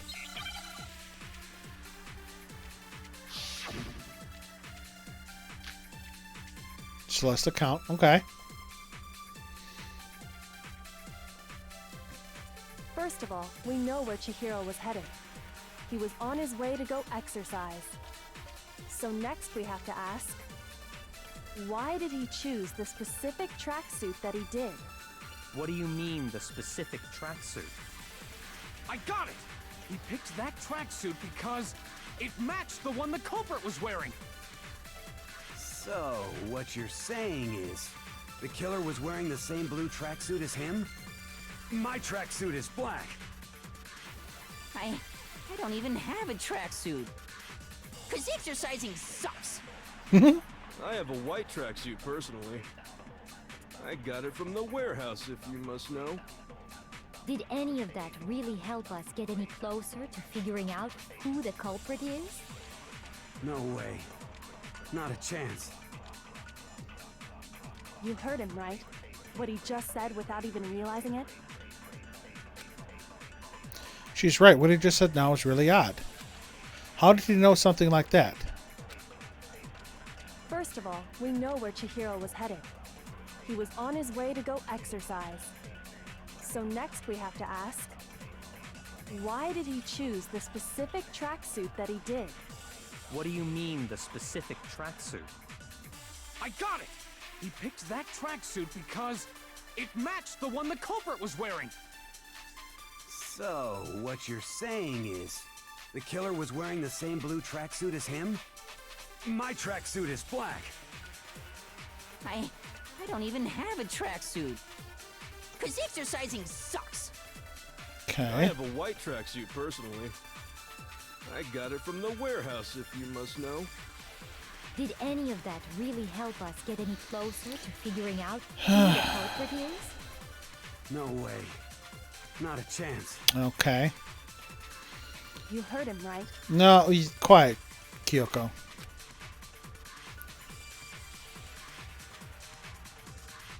This one does trip up people? Right. So, Mondo has a black tracksuit. Hiro said he's got a white tracksuit and he got it from the warehouse.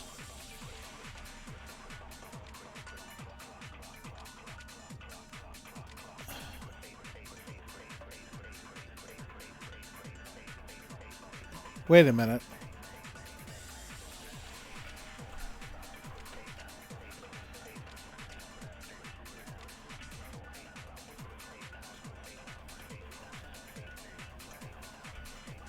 Hold on a second. I'm thinking. First of all, we know where Chihiro was headed. He was on his way to go exercise.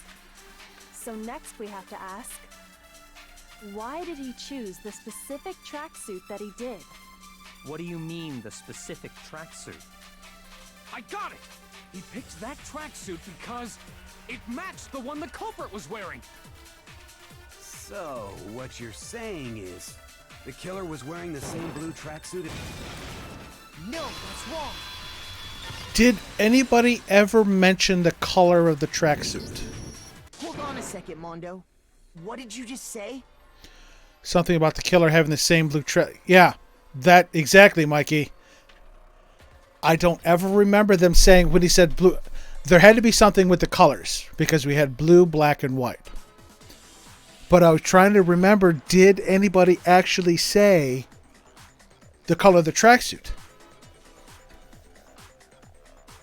Huh? What'd I say? When Celeste testified a few minutes ago, she said...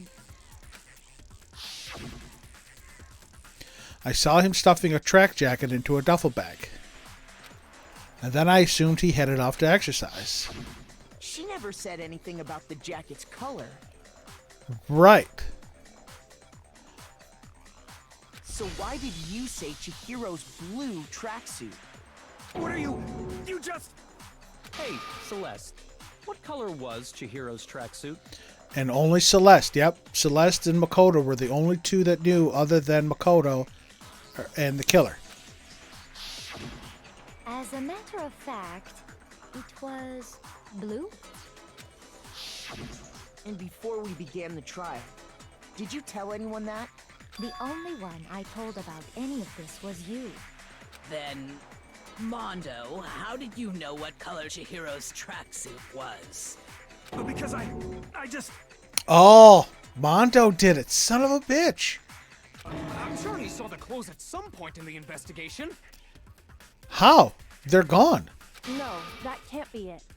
The bag and clothes were surely disposed of by the time we began our investigation.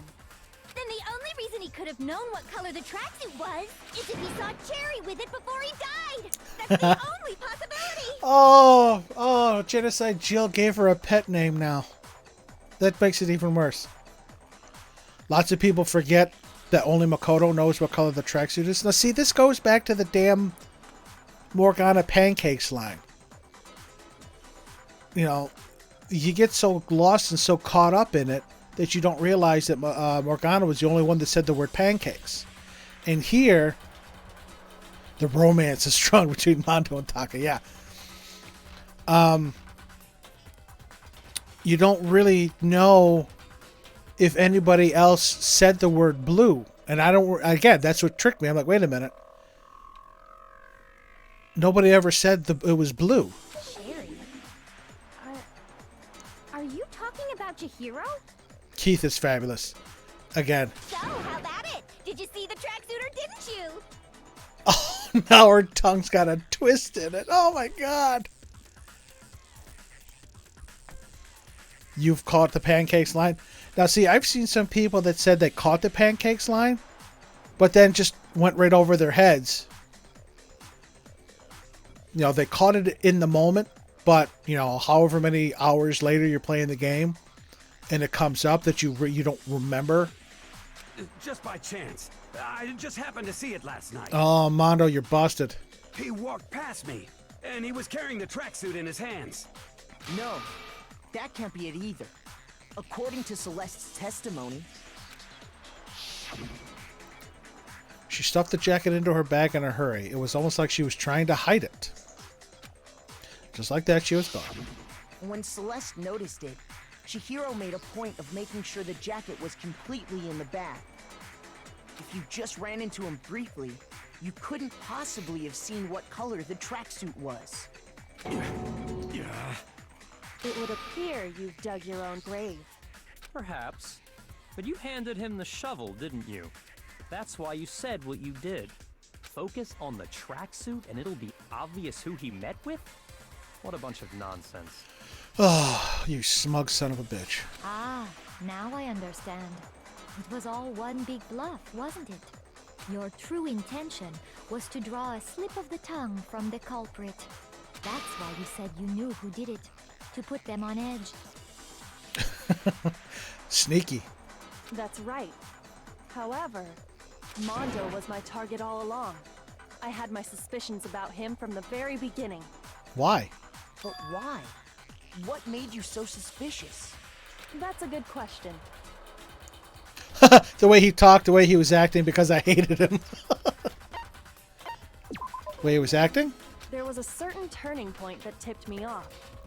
Maybe you didn't notice it, Mondo, but you tend to refer to men and women differently. You only call guys dude. For girls, it's chick.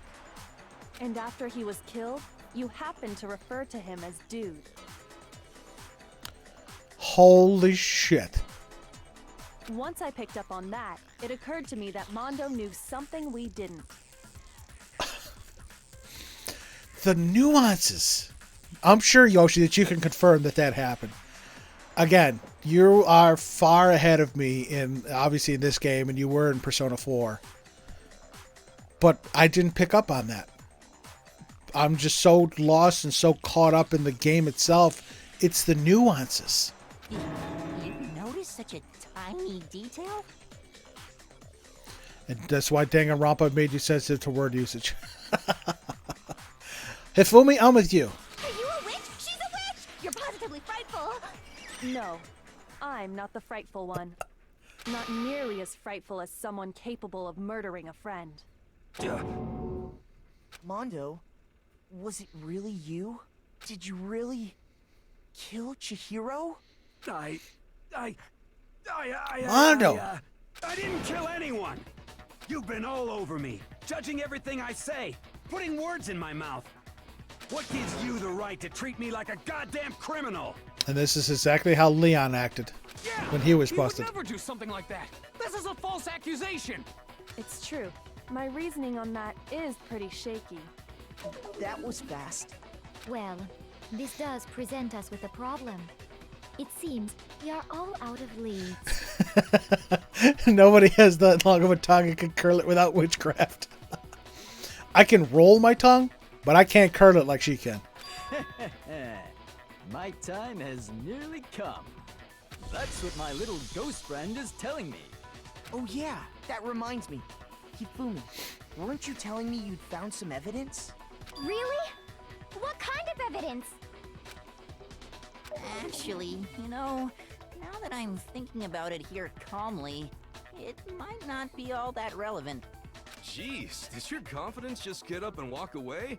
It's fine, man. Just tell us. If you really insist, then... here it is. Did he find Chihiro's handbook? What do you have there?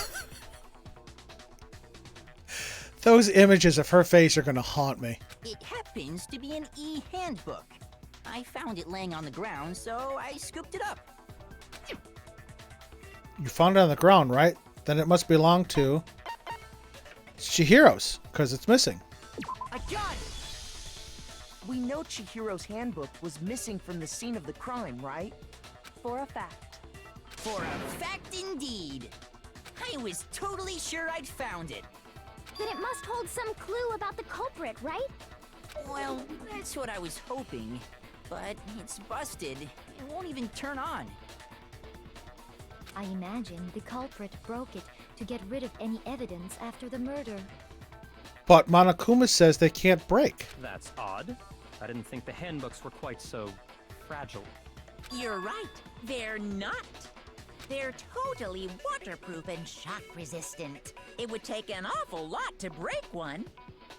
And yet, this one does appear to be broken, as is Leon's, sitting useless in the main hall. For all your confidence, that is a remarkably high failure rate. Do you think there might be some kind of mystery in there somewhere? How, precisely, did the handbooks get broken? How did the handbooks break? There's only one possible explanation. By exploiting a bug. No. You had to exploit a bug because hitting it doesn't really have a weak point. You can't hack it. Maybe it had some kind of bug you could exploit. No? Okay. Shoot. Yeah, that's fine. I got it! You already told us before that the handbook has one weak point, didn't you? Yeah! You remember that? Crap, I don't remember either. Sure, maybe I let that slip, but I never told anyone what the weak point actually was. But if the handbook is supposed to never break, and two of them broke in quick succession, then... Then we can only assume that someone's figured out its weakness. You know what the weakness is, right, Monokuma? So, what is it? You're asking me? I think it's a necessary piece of information if you want this to be a fair trial. But if I tell you, and someone else decides to copy it, that would be very not good. Very not good. Just tell us already. Why would we want to break our own handbooks? Oh well, I have a weakness for pushy demands. But you're sure you won't follow their example? You could always make it one of the school rules. Then allow me to make a special announcement. The weak point of my cutting-edge e-handbook is... Steam. When it's exposed to high temperatures for too long, it will suffer a meltdown and totally break! Steam. Someone was in the steam room with their bro. flippin' knew it! You knew it? Yeah, 'cause I found the handbook laying on the floor of the sauna. The temperature in the sauna can reach over 200 degrees. Strange how you don't get burnt, huh? It's because as your sweat evaporates, it creates a cool The sauna battle. air Yep. around your skin. If the hot air of the sauna were somehow pushed directly onto your skin, you'd definitely get fried. And they still have Toko with that face. That layer of air would get blown away. That's why you may feel a burning when you move around. Yes. See? Mondo had an ulterior motive. He wasn't trying to bro bond. Taka's got to be so brokenhearted right now. So when you're in a sauna, make sure to keep nice and still. Wow, interesting. I learned one new fact today. That is a mere trifling speck of knowledge. Anyway, if you found the victim's handbook in the sauna, then the killer must have been purposely trying to raise its temperature in order to break it. Meaning the culprit somehow knew its weakness. But how'd they find out? Monokuma said he didn't tell anyone, right? Indeed. Quite the mystery. What if they found out by accident? What do you mean by accident? What if the killer took their own handbook into the sauna, not knowing its weakness, and it broke? They'd realize it was broken, of course, and it wouldn't be hard to figure out why. And once they had Chihiro's handbook, they knew they had an easy way to dispose of it. I won't say it's not possible, but who would have done something like that? I don't know of anyone who took their handbook into the sauna. I might know someone who did. Whoa! Seriously? I think the one who may have taken their handbook into the sauna was...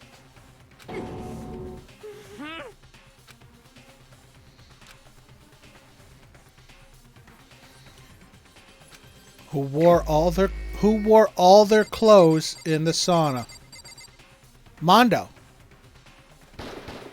Here's my answer. Because Taka was only in a towel. Mondo, your handbook got broken in the sauna, didn't it? What? Why? Why do you keep accusing him? Mondo and Taka had an endurance contest in the sauna not too long ago, remember? And for the contest, Mondo just so happened to keep his school uniform on. I did like that his towel was hung on his little hair point there. But little did he realize, he'd also left his handbook in one of his uniform pockets. And when it was all over, Mondo discovered that taking your handbook into the sauna could easily destroy it. No, wait, hold on. You've got it all wrong. He would never kill. Yeah, Taka's heartbroken. I don't accept this. Show me the proof. The actual solid proof. I mean, I don't want to believe it either, but I found something that proves it beyond a shadow of a doubt. What do I got? The broken e-handbook, Chihiro's e-handbook, and the card reader. Crap. Let's test Makoto's assertion. If what he says is correct, then Mondo, you broke your own handbook. In other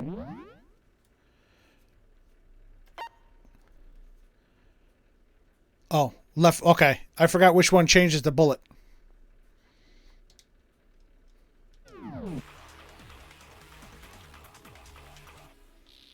Then that proves that what Makoto said is right. Well, my goddamn handbook works just fine. See? Look! Makoto was wrong after all! Mondo wouldn't hurt a fly! I'm sure Mondo's handbook broke during their sauna showdown. If I can just prove that, then it'll show that the handbook Mondo has must actually be. Let's test Makoto's assertion. If what he says is correct, then Mondo, you broke your own handbook. In other words, if Mondo's handbook is actually broken, then that proves that what Makoto said is right. Well, my goddamn handbook works just fine. I missed. See? Look! Makoto was wrong after all! Mondo wouldn't hurt a fly!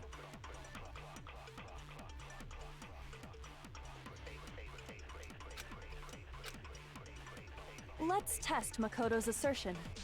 If what he says is correct, then Mondo, you broke your own handbook. In other words, if Mondo's handbook is actually broken, then that proves that what Makoto said is right. Well, my goddamn handbook works just fine. See? Damn it, I missed. Look! Makoto was wrong after all! Mondo wouldn't hurt a fly!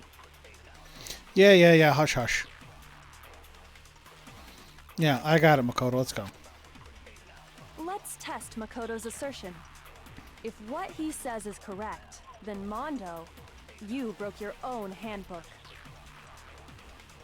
In other words, if Mondo's handbook is actually broken, then that proves that what Makoto said is right. Well, my goddamn handbook works just fine. No, okay, that's not it. Shoot!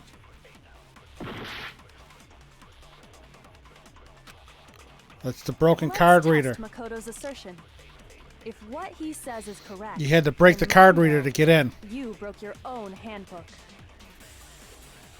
In other Took me a words, second. if Mondo's Couple handbook seconds. is actually broken, then that proves that what Makoto said is right. Well, my goddamn handbook works just fine.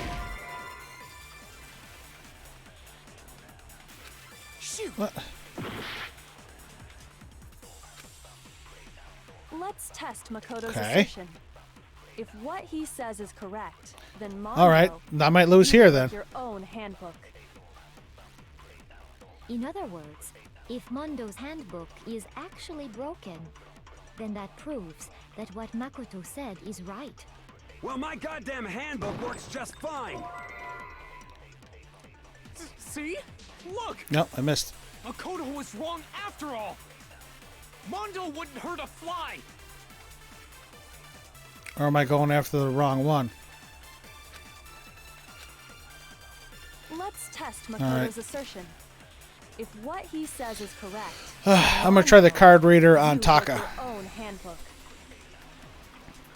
In other words, if Mondo's handbook is actually broken, then that proves that what Makoto said is right. Well, my goddamn handbook works just fine. See? Look! Makoto was wrong after all! No? Shoot! If I get down to one heart, I might actually need some help on this one.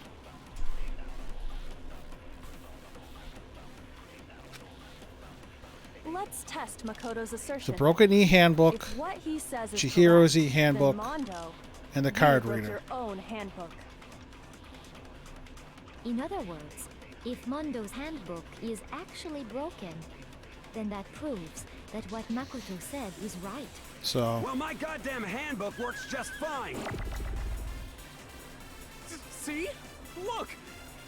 Makoto was wrong after all! no. Shoot! Alright, chat. I'm down to my last heart. What am I missing here?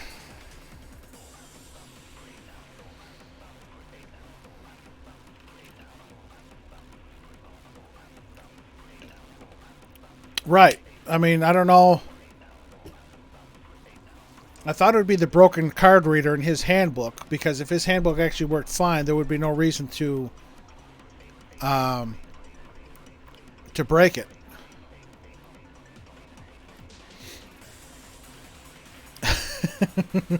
Thinking. Yeah. See, I don't know.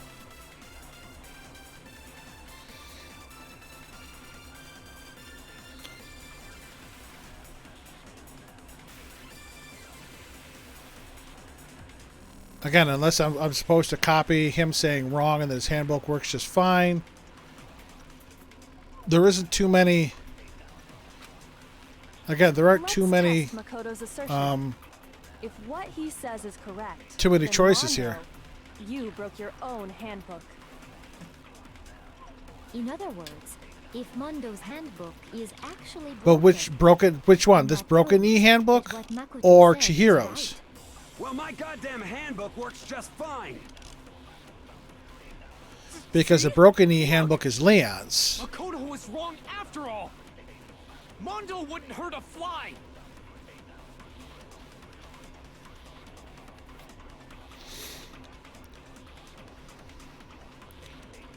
I'm sure Mondo's handbook broke during their Sauna showdown. If I can just prove that, then I'm sure the handbook Mondo has.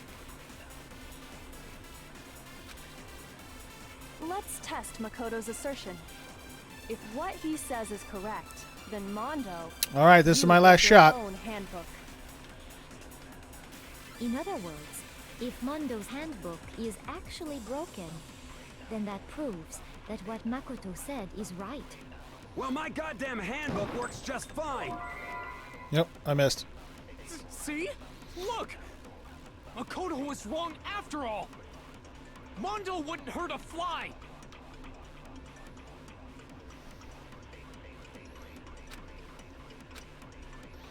Let's test Makoto's assertion.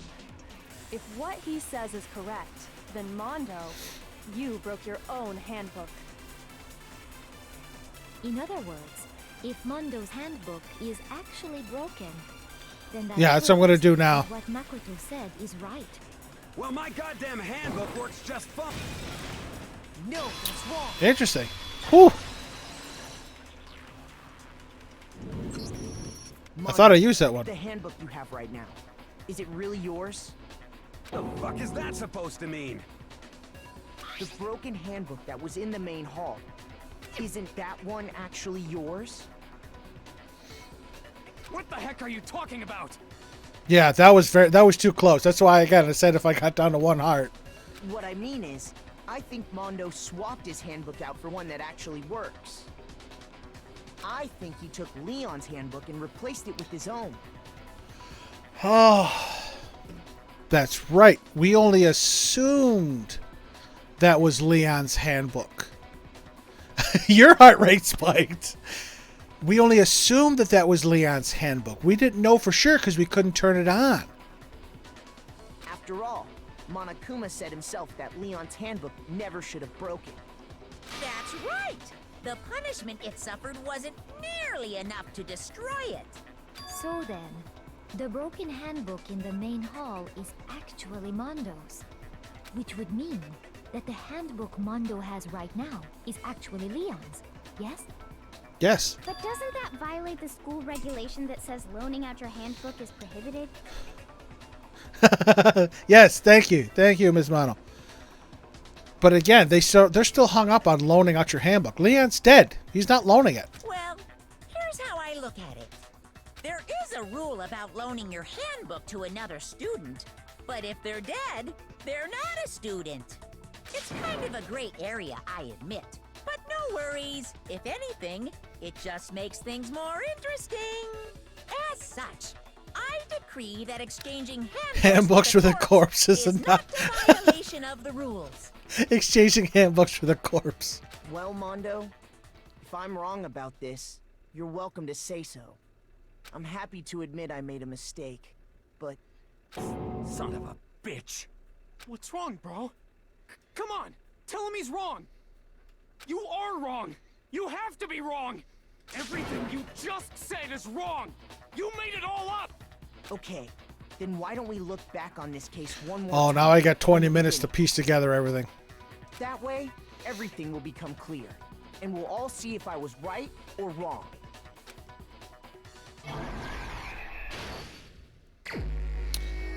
Okay.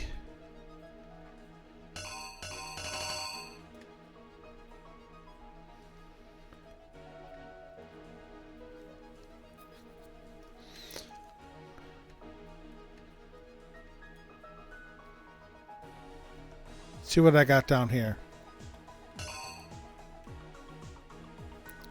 The extension cord, the posters, the barbells.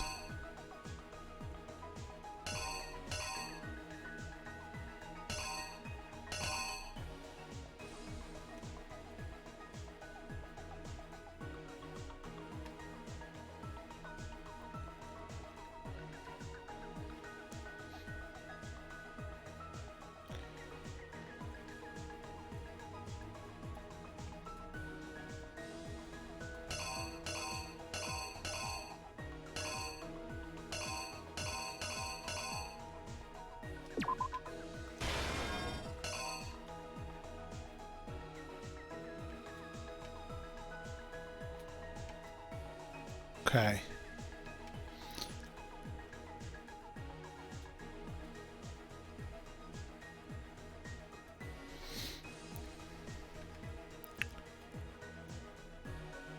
So this must be him writing bloodlust on the wall.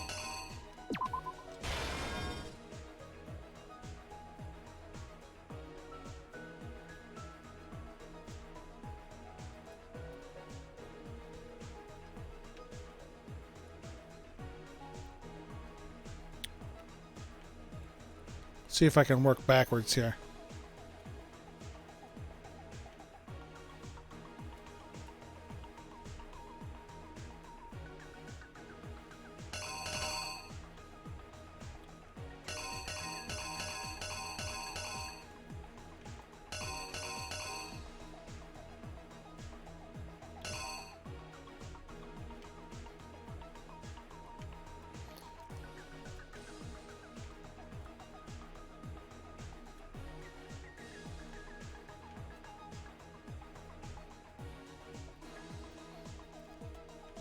Okay, so this is her coming out.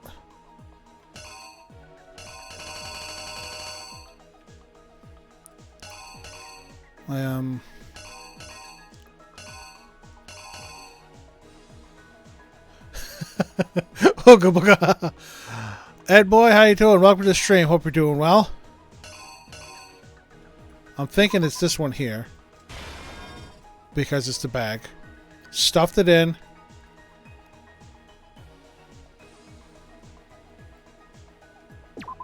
Comes to the boys' locker room. Scans herself in. That her packet, yeah. Give me a bit, Ed boy. Again, this is my first playthrough. I'm trying to work through it. But if I get down to like 5 minutes and I'm panicking, then maybe I'll ask for help. But yeah, for the moment, give me a chance to think. But yeah, that looks like her stuffing the bag. So that's why I put that there. Or her pointing it out at least, because that looks like Celeste's finger. So I'm thinking she swipes in, sees Mondo there, says hi, brought the bag.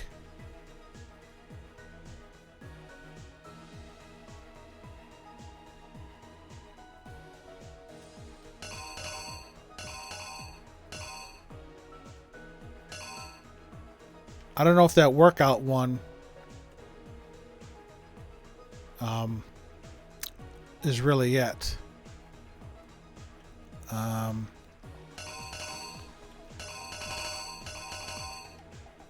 thinking this goes here. He drops it. He's panicked. He sees her. Rolls up the carpet.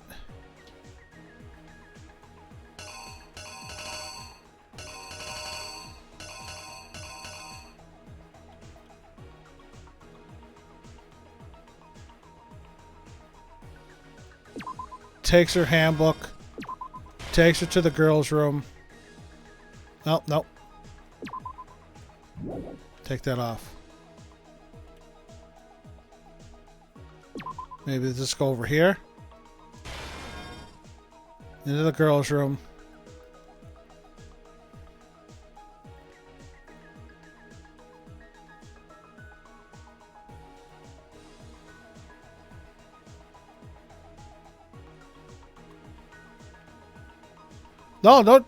No problem. Thank you for asking at least to help, instead of just putting something in chat. Okay. I think I'm okay here. See, I don't know what she's doing here.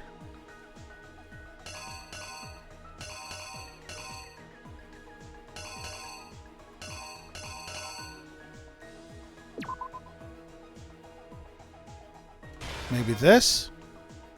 You keep mental notes? Thank you.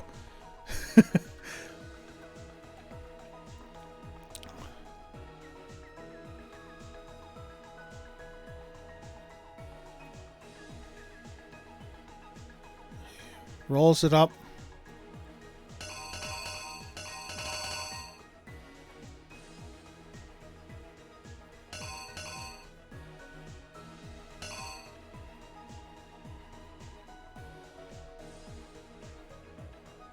See, maybe that doesn't go there.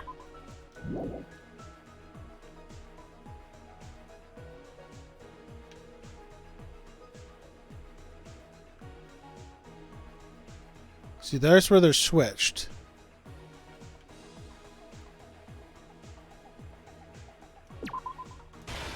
Maybe that? Because that would have to come after. No.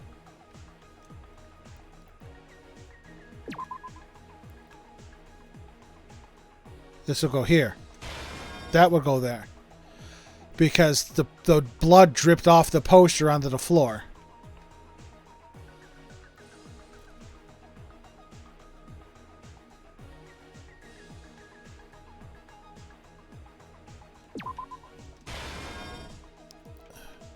Or does this go over here?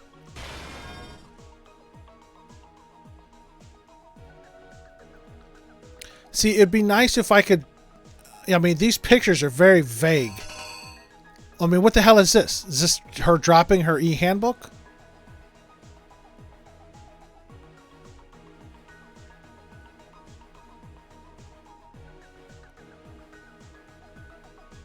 Maybe this is him.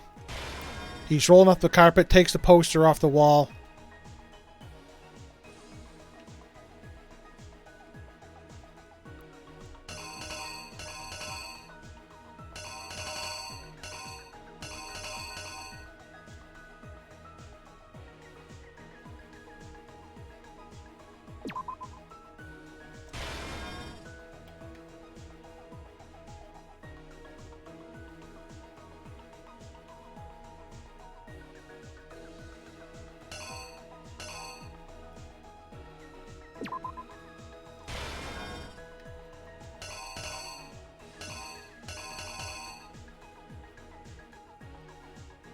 This game, yes, this is very weird. Okay. I have one spot. Do I have one spot or two spots left?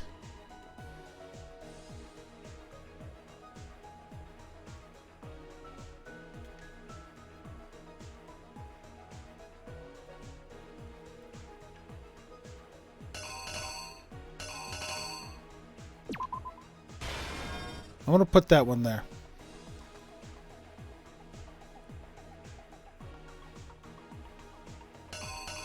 Because here he's not working out yet.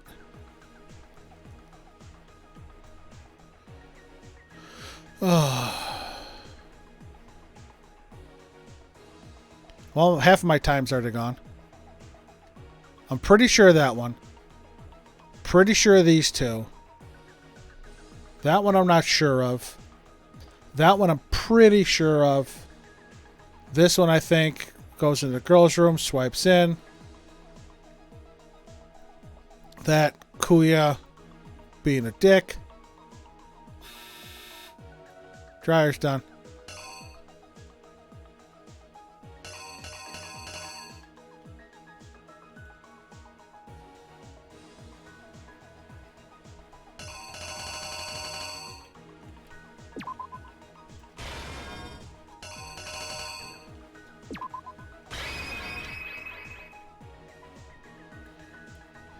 It's a JoJo reference. How does this, starting from the beginning, how does this look so far? I mean, if I'm telling the story, you know, she's stuffing stuff in, Celeste find her. That's Celeste's finger, pointing it out. Stuffs it back, going ahead. Seeing the boys and girls. She heads to the boys' room, swipes in. Go ahead, Ed. I mean, as far as Act 1 goes, I'm pretty sure. Act 2 is a little gruesome. I think I got it. She's going, you know, boys and girls room. She swipes into the boys' room, sees Mondo there. The last two scenes. That's, yeah. This is what I'm really... Come on. Act 5. Yeah, these two, I have no idea. I have no idea if these are right. This one should be the last one. Like that?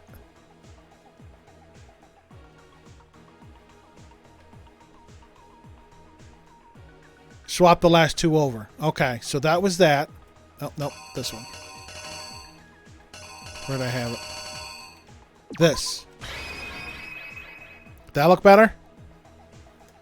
Again, I think I got it. I know they throw in things that don't matter. Again, Act 4 I'm almost guaranteed on.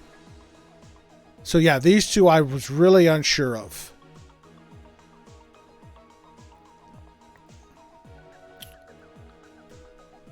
So yeah, goes to the girls' room, has, her card, swipes in, she's already dead. Here's exactly what happened. All right, let's give it a shot. First, let's take a look back to before the incident. Last night, Celeste saw Chihiro in the warehouse, correct? At the time, she was apparently stuffing something into a duffel bag. I have seen them reuse scenes they did in the first one. Let's see if I hope I'm mostly right. Something was a blue tracksuit. You can confirm this, right, Celeste?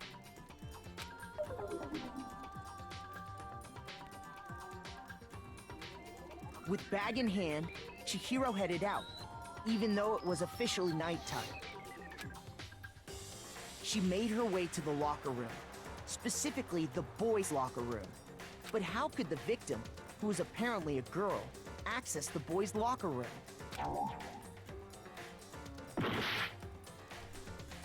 Oh, I didn't lay it out right. Nobody believes me. Nobody wants to hear what I have to say. Oh, we've already come to the end of the debate? Well then, class trial is officially adjourned. Oh, shit. Oh well, I may have done 2.5 hours for nothing.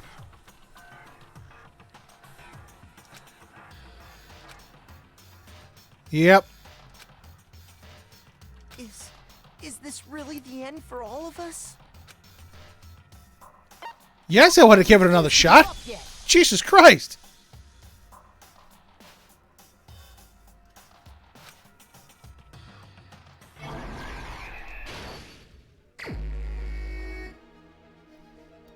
Okay. So this one was right. This is where I got it wrong.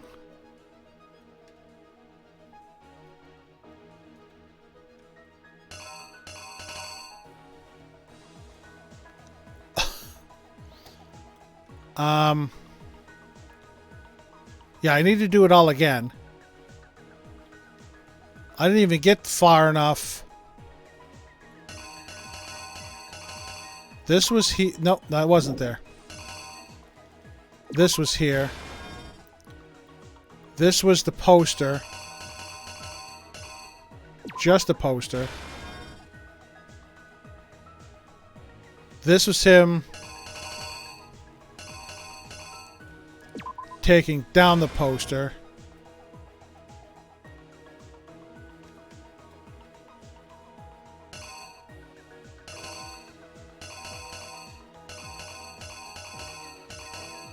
This was him putting it back up. This is Dickhead coming in. I know this one. He took the extension cord and tied her up. Took her blood. Wrote the message.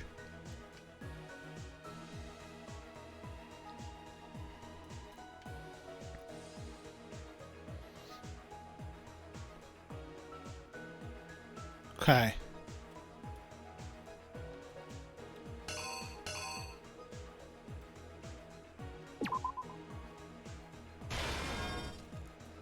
I think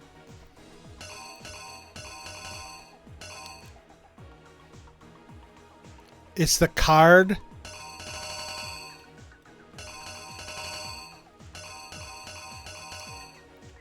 Then this, okay, this one here. And which card? That one looks like it's falling on the ground.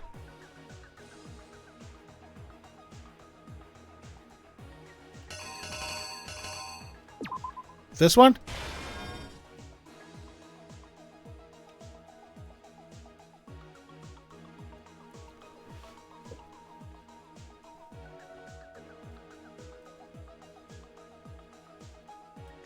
You think? So the in message, she walks in, Chihiro sees her friend. Because this was different.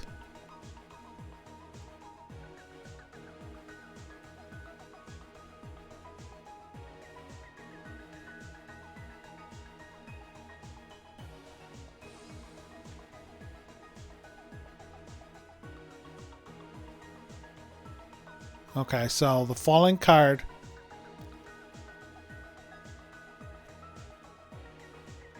should be this one. Where's that card? Here it is.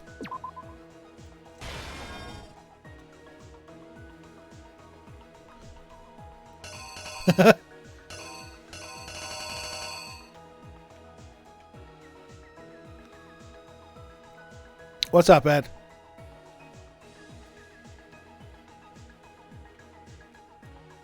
The one with the pool. That's this one here. Right, because that's the sauna. That's right. This is the sauna. This is the sauna. The card falls. Okay.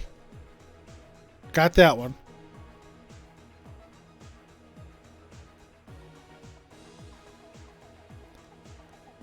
This is just a pain in the ass going all the way back. This one. And then her in.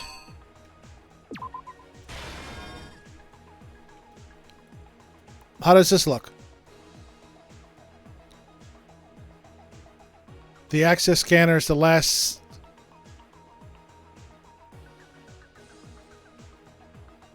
Okay, let me make sure I have them all filled in.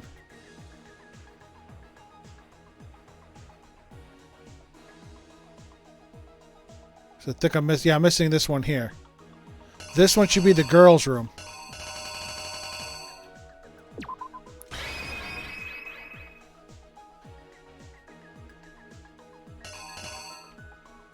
Wait, no, me dumb. This is where we got hung up last time.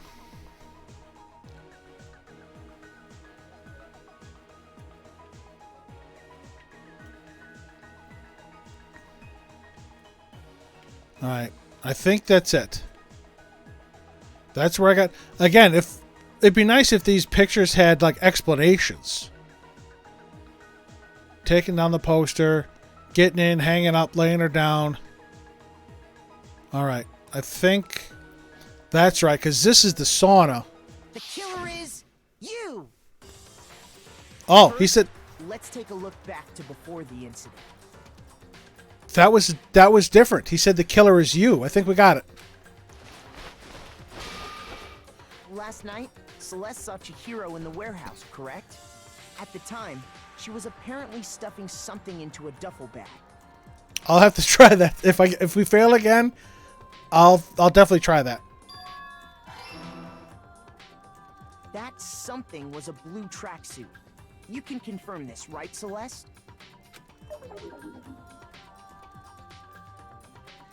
This is where we're in Bag trouble. in hand, Chihiro headed out, even though it was officially nighttime. Yes, the manga style is very nice. I said it at the beginning. She made her way to the locker room, specifically the boys' locker room. But how could the victim, who was apparently a girl, access the boys' locker room? Oh, it's still not right.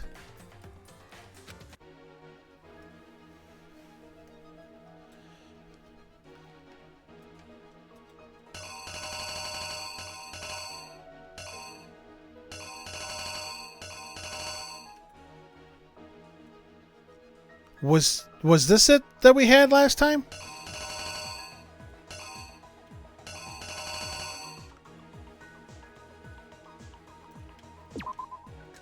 This here and then this here? The killer is you!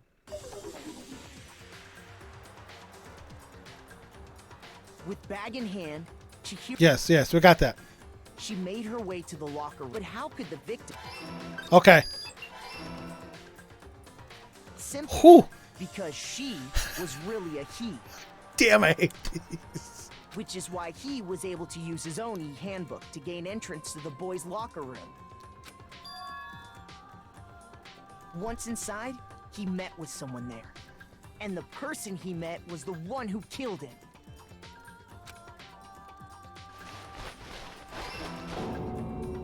It seems likely that the killer grabbed the nearby dumbbell, approached the unsuspecting Chihiro,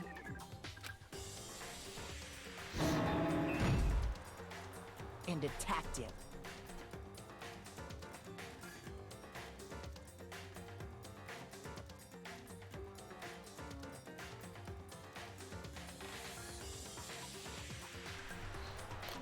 Sorry, the wife came in to ask a question. And that's where the bloodstains on the poster and carpeting in the boys' locker room came from.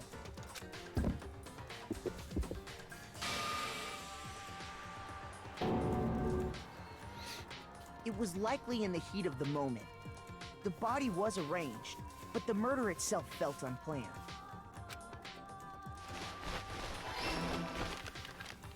Which is why the killer hurried to try and hide the act. First, pulling up the bloodstained carpet. Then, removing the bloody poster.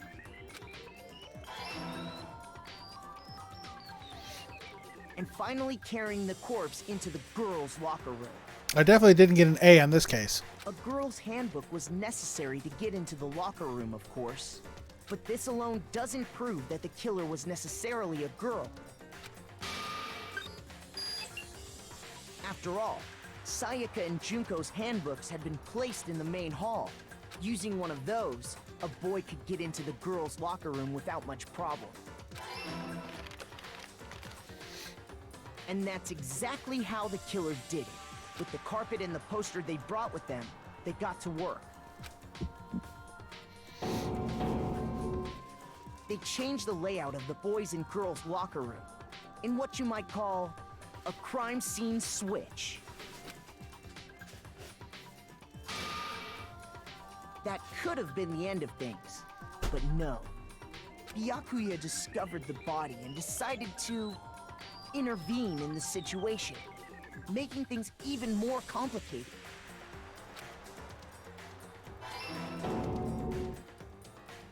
So, after stumbling on the crime scene, he went and grabbed the extension cord from the library, and then he got to work. He used the cord to string up Chihiro's lifeless body.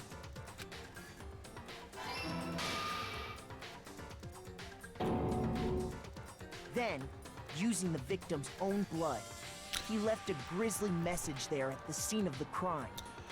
He is. Kuya is my least favorite character. He wanted to create the illusion that Genocide Jack was responsible for the slaughter. And around the same time that Byakuya was putting together this facade, Insert any insult here. the killer, having already disposed of Chihiro's bag and other belongings, arrived at the sauna. There, they planned to destroy the last piece of evidence, Chihiro's handbook.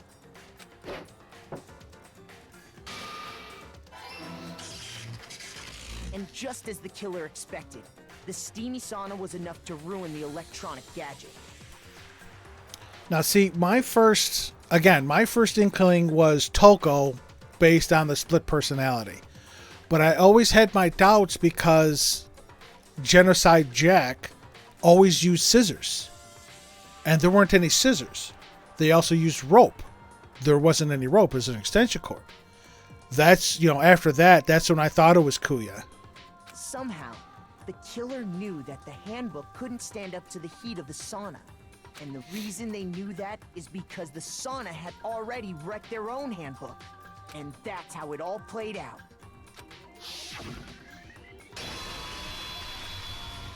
Isn't that right, Mondo Orada?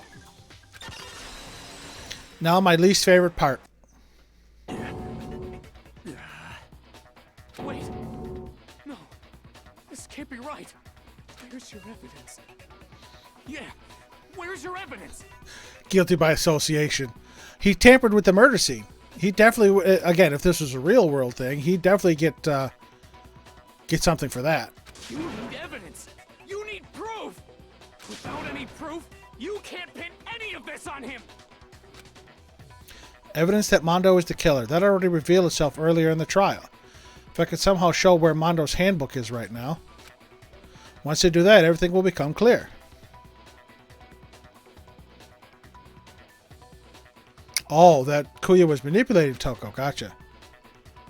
A new element has been added to bullet time battles. No, I can't stand bullet time battles to begin with. Let's talk about fever time and nega time. During a bullet time battle, if you press the RB button, fever time will activate. The tempo will be forced to its max. At this point, even if you push the buttons at random, you won't miss. So you can push AY however you want to destroy the opponent's verbal assault. But this only lasts until your focus gauge runs out, so make the best possible use of your time. Of course, it wouldn't be fair if only you got access to that special time, right? So we've also prepared something called nega time that your opponent can use. If the opponent activates nega time during the bullet time battle, your tempo marker will disappear, making it quite a bit tougher to hit the buttons in rhythm. If you were to activate fever time at this point... No, never mind. I'm sure nothing would happen. I don't know what I was worried about. Okay, thanks for the tip.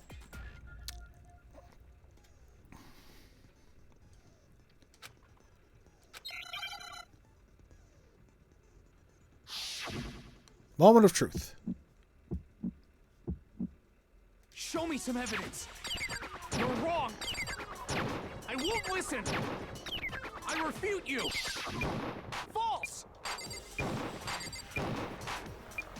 Show me some evidence. I won't listen. False. Sorry, I'm concentrating. I refuse to vote. Show me some evidence. You're wrong. I won't listen. I refute you. False. Show me some evidence. I won't listen. False. You're corrupt.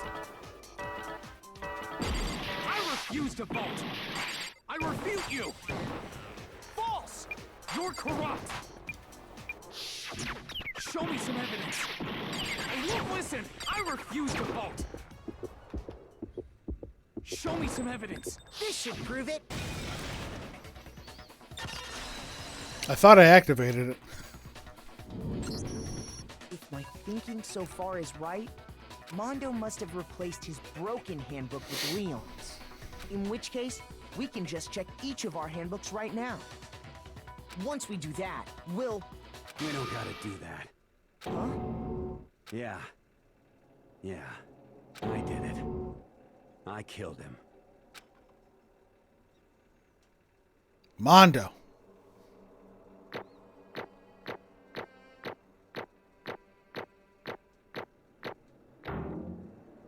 I got an A for an overall result, but you saw the one, I got a C.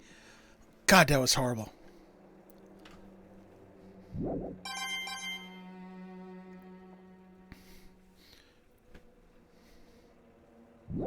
Yes, the bromance is gone. Bro, what are you saying? I got no choice, man. After hearing all that, I gotta just give up. Go ahead, Monokuma. Get it over with. Ask for the goddamn verdict. Roger that. Hey, that's my line. Wait! Hold on! No waiting, no holding on. Time for the moment we've all been waiting for. Grab your lever and give it a yank! Who will you elect as the Blackened this time around? Will you make the right choice or the dreadfully wrong one? What's it gonna be? What's it gonna be? Yes, Monokuma is very twisted.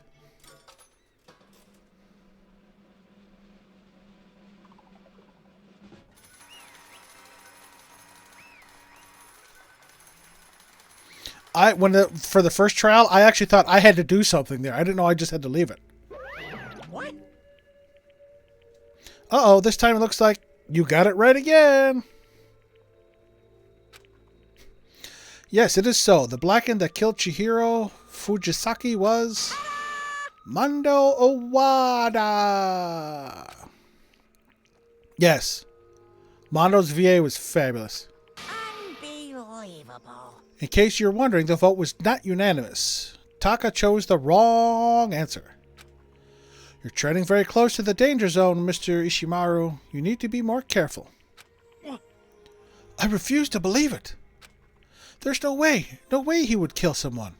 Sorry. What is this? Why are you apologizing? Why? Why did you do it, bro? You broke the bro code. The bromance is dead. Hold on.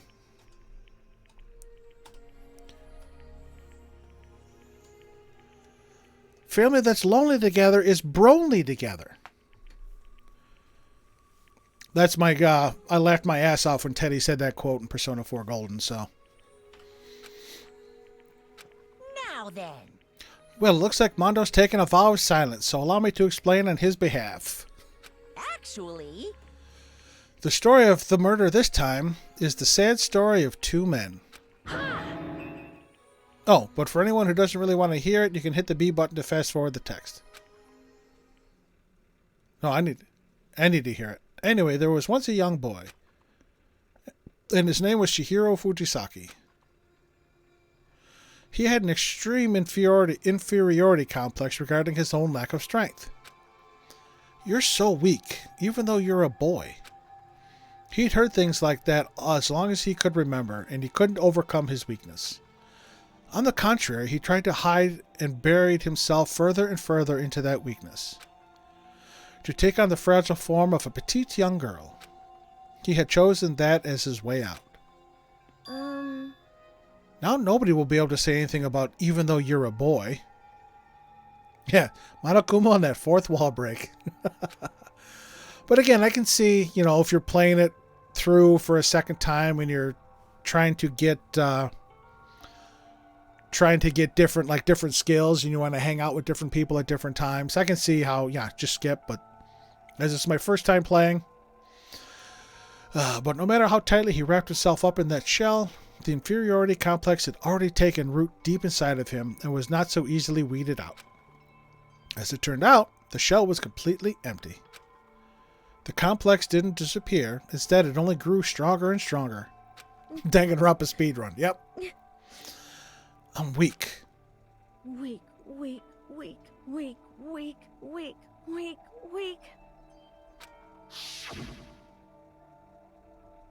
Once the killing game had begun here at the school, he had no choice but to accept his fate. After all, this world is survival of the fittest. If you're not strong, you don't survive. And then the lovely and hateful Monokuma announced the revealing of the embarrassing secrets. Which, of course, included Chihiro's embarrassing secret, which I was more than willing to divulge. Even though he dresses like a girl, Chihiro is actually a boy. Chihiro's weakness is being weak. Right. In a way, that's right, Jago. Hey, And that was something Chihiro couldn't let anyone find out, no matter the cost. If that was revealed, it would be the end. The hardened shell would crack, the armor would fall away. Without a doubt, those around him would torture him more than ever before. Everyone figured being thrust into such a dilemma must have sent him spiraling into despair. What? And yet... I'm sorry. I don't really want to talk about it right now. But... But I also don't want to leave things the way they are, so maybe I can talk about it later. After I try my best to become strong, then I can tell everyone. Annoyingly, he used the threat of discovery to motivate himself to become stronger. That's right. Now's my chance. I want to change. I'm going to get stronger and accept who I am. Strong enough so that when someone says, even though you're a boy, I'll be okay. I'll get better. With that thought at the front of his mind, he resolved to take immediate action. And so, that day he made the commitment to begin exercising. He was prepared to retrain his mind and body. But sadly, that would be the first and only chance he would get at it. Hey, When he decided to start exercising, he thought it would be a good to ask for someone's help. Yes, poor Chihiro, really. Again, the unfortunate, I don't know if I want to say body shaming, but gender shaming, basically. Saying you're not manly enough because you're not strong enough, and that Chihiro had to resort to becoming a girl. Absolutely, Mikey. That's perfect. Toxic masculinity and people telling him that he wasn't man enough because he wasn't strong. It's horrible. And you can see, basically he was bullied. Had this been in the real world, Chihiro might have taken his own life, might have committed suicide. Unfortunately, that happens in real life. Never forgive the Japanese JoJo quote. Unfortunately, I've never seen JoJo, so feel free to post it.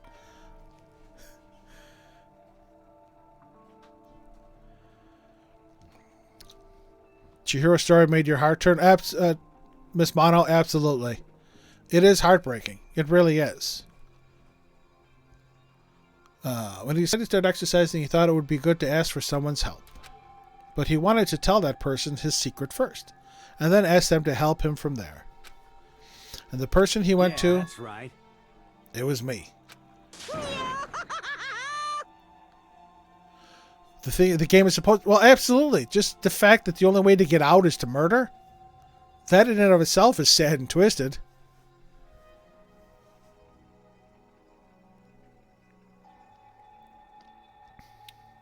It's all about despair. Monokuma said it at the beginning. And yes, Jago, people will try and bring you down. The biker gang fella had been painfully clear about how important his manly promises were. So Chihiro probably figured that even if he confided in Mondo, his honor would make him keep the secret. Plus, Mr. Macho Mondo was the very symbol of a strong man that Chihiro had always aspired to. Because of all that stupid, this little monochromatic bear.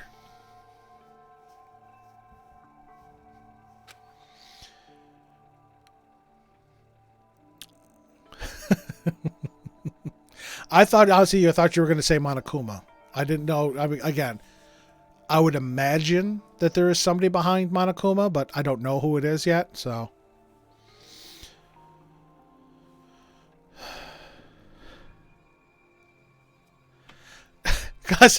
There are some again, and that's a classification that I can't take off.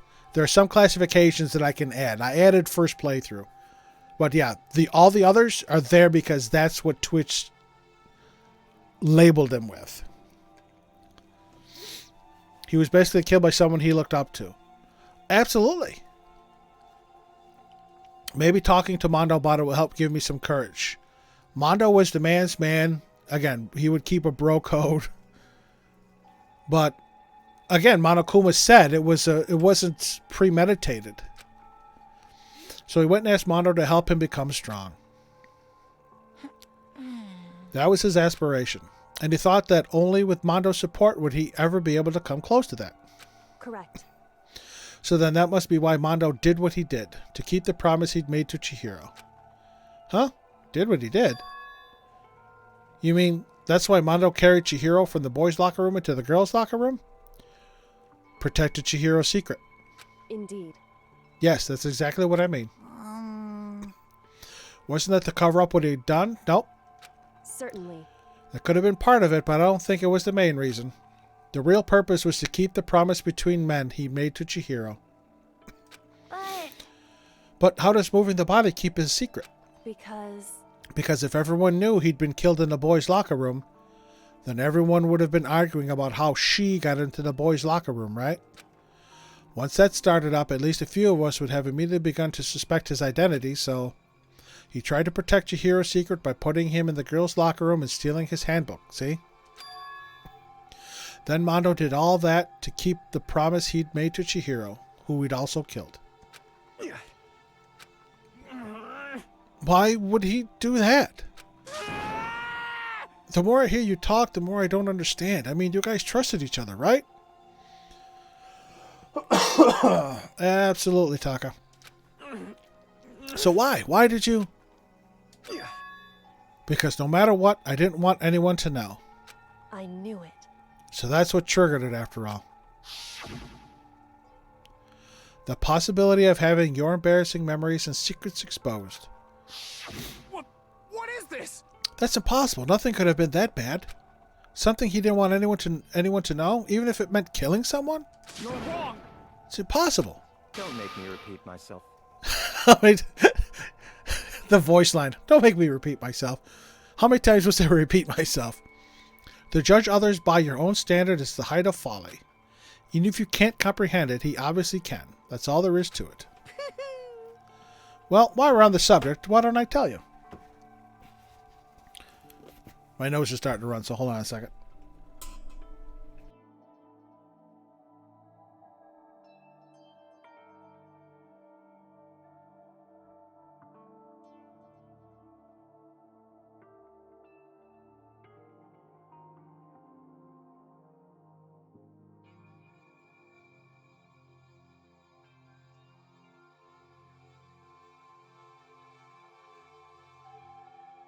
It's not pretty or pleasant watching me blow my nose, so. Why don't I tell you? That embarrassing memory? That secret he didn't want anyone to know? Hey, You know what Mondo did? He killed his own brother. Oh my goodness.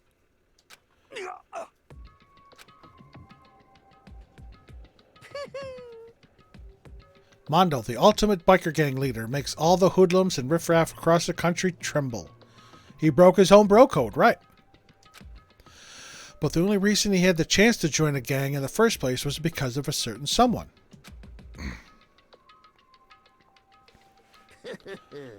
Mondo's older brother's name was Daya Owada. Mondo had nothing but respect for him. It was because of Daya that Mondo ever got on a motorcycle. Mondo's brother was his only family growing up. He was the only one Mondo could trust or respect. He wanted to measure up to his big brother, so he imitated him in everything he did. Mondo was the epitome of the starry-eyed kid brother. Meanwhile, the charismatic older brother had put together a local motorcycle gang. And before anyone knew it, it had grown into the biggest biker gang in the country. Daya, the older brother, number one in the gang. And his number two, his younger brother Mondo. In the beginning, everything was peaches and gravy. Okay, that sounds pretty much disgusting. I would not put gravy on my peaches. But when Mondo started to think about how he would have to take over the gang from his older brother someday, his brother's greatness, his reputation began to gnaw on Mondo's very soul. Starry-eyed kid brother? Yep. The kid's gonna take over for Daya, huh? Daya created this gang with his bare hands. Mondo's just along for the ride. Oh, that's cold. Could someone like that really be our leader?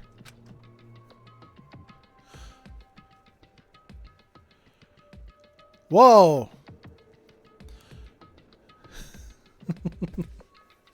Sorry, Ed. Again, I don't know what you posted in there, but apparently Nightbot didn't like it. It's only 5 seconds, so again, I don't know. Oh, you wrote Dora? Oh, okay, well, that did it. Yeah. Nightbot gets kind of touchy. The only thing I don't understand, I'm going to have to check, is why Nightbot deletes every single message you wrote.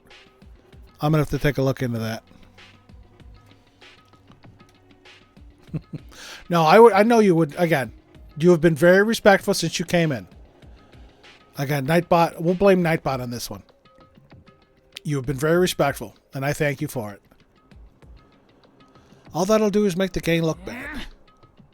Almost every day, Mondo heard the gossip and whispers of the other members of the gang. Which is why I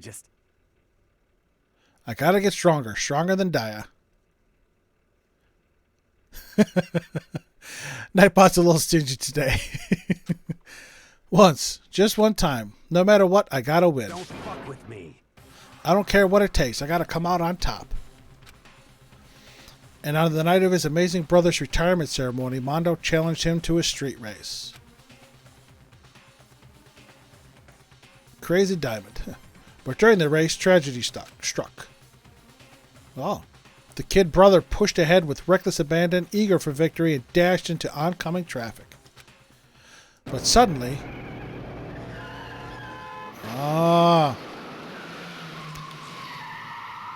feel free to bonk Nightbot. There is a bonk command. Ed, so if you do exclamation point bonk and then what you want, it's on there. Laying in his kid brother's arms, the older brother delivered his final words. Yep. You got to put down what you're going to bonk, though, Fountain. So if you do exclamation point bonk and then Nightbot. Laying in his brother's arms, the older brother delivered his final words. Yes, it's almost like survivor's guilt. I mean, he thinks his brother's dead because of him. His brother, sacrificed himself. My bad, kid. I fucked up. Sorry. What's up, Muddies? How you been? Alright, I'm going to have to take a look at that command because it should be working. How you been, buddy? Hold on a minute. See if I can get this right this time.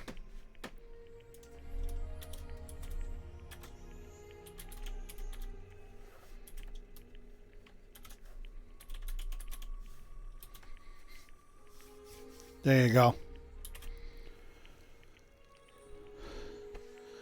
I'm doing good. Doing good. Nice for you to pop in. Thanks. Yes, this is my first time playing Danganronpa. It was suggested to me because I was playing Persona, so we're just finishing up the second trial. My bad, kid. I fucked up. Sorry. Of course he knew it was his brother's fault, but Daya never blamed him for what happened. Hey, kid, the rest is up to you. No matter what, you got to keep the gang together. Because it's the team. You and me put it together. It's a promise between men. Yep, I do have, it took me a while. I had to do some research because, again, I am not, at one time I was tech savvy, but with streaming and commands and stream elements and Nightbot, I am not. So I spent quite a bit of time on YouTube looking up some stuff. So...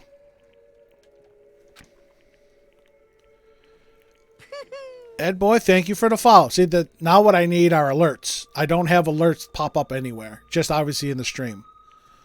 So, that's the next thing I got to work on is how to get the alerts to work. But thank you, Ed Boy, for the follow. Welcome. You're now a Red Wing soldier. Welcome to the crew. He decided to hide the truth of what happened from everyone else in the gang. In order to keep the gang together and kept the promise to his brother. He could never admit to anyone that it was his own weakness that had caused the accidents. Thanks, Money. Thanks. Again, unfortunately, I do get the alerts that you're streaming, but it's usually 1 a.m. my time, and I usually can't pop in because I'm sleeping, and I'll see it the next day, but, you were one of my first. So, again, thank you for coming around. I do have the Pokemon Coliseum poster. I added some of the Persona signings that I got. The Yoshis behind me were put back there for a reason. If you catch the beginning of the stream, about a half hour in, you'll get the reason. But yeah, I put all those Yoshis back there and Poochie. Yeah, it's 1 a.m. my time, so. But I do see the notification. If I do catch you, I'll usually pop in for a bit and lurk. And as a result, the team was made even stronger under the banner of the kid who bested his big brother. Yep, the Persona ones, Cassandra Lee Morris just had his... It's a double Yoshi explosion. Cassandra Lee Morris just had a signing last weekend, and I think she was going to do some more this weekend. So I will have a Morgana to add to these. And I'm probably going to put them... I have a nice big piece of wall over here that I can eventually frame them and hang it up, and I'll put up... And I'll definitely post it in my social links. I'll put a picture in my Discord. Again, those are my my social media links. If you feel follow me on Twitter or come and join the Discord, more than welcome. You come on over and chat. Yoshi. Whoever said that in the actual ad was probably in a few drinks. Just a couple. My Yoshi that pops in here puts up Persona memes all the time, and they're usually very funny. Most of them go over my head because I haven't played all the Persona games, but Daya was going to lose to his kid brother, so he got stupid and got himself killed. That became the explanation for what happened. Mondo's lie became the truth. He wanted to lead the team so bad he was willing to tell all kinds of lies about his brother. I just... I beat Persona 5 Royal on stream. I beat Persona 4 Golden on stream.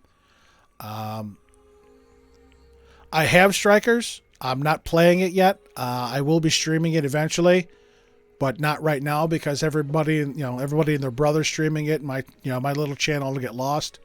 But I do have it. I bought it on Steam. I'm playing Persona 5 Vanilla on Mondays right now. I'm strong. Strong. I am on the East Coast, Ed. So, anywhere from Maine all the way down to Florida. I'm along the East Coast. So, that's why my times are Eastern. And yet, as soon as our killing game began, he realized. Everyone knows the saddest animation is the Yoshi stealing Poochie's biscuits. No matter how tough he pretended to be, he was just another weakling that could die in an instant. Yep, they both had inferiority complex. He had some himself. Yep. You're from England? Nice. Nice. No matter how tough he pretended to be, he was just another weakling that could die in an instant. Whoa, she's still here. You're killing me, Ed. You're killing me. And then the lovely, the hateful Monokuma announced the revealing of the embarrassing secrets. At that point, it was clear I would have no problem shedding light on his secret. Mondo killed his own older brother. No matter what, I couldn't let the other gang members find out. If that happened, everything would have been ruined. Everything me and my brother had worked to create would have been destroyed. His death, all the guilt I'd been carrying around, it all would have been for nothing. So that's why. Mondo. After I saw what Monokuma had on me, my head filled up with a kind of fuzzy uneasiness, and it just started swirling around. I'd never felt anything like it before. I didn't know what to do about it. I wasn't sure what to think or say, but after a while, that fuzzy uneasiness turned itself into a rock-hard lump of anxiety way down in my stomach. And it was right around then that Chihiro asked me to start working out with him. And right there, he told me a secret.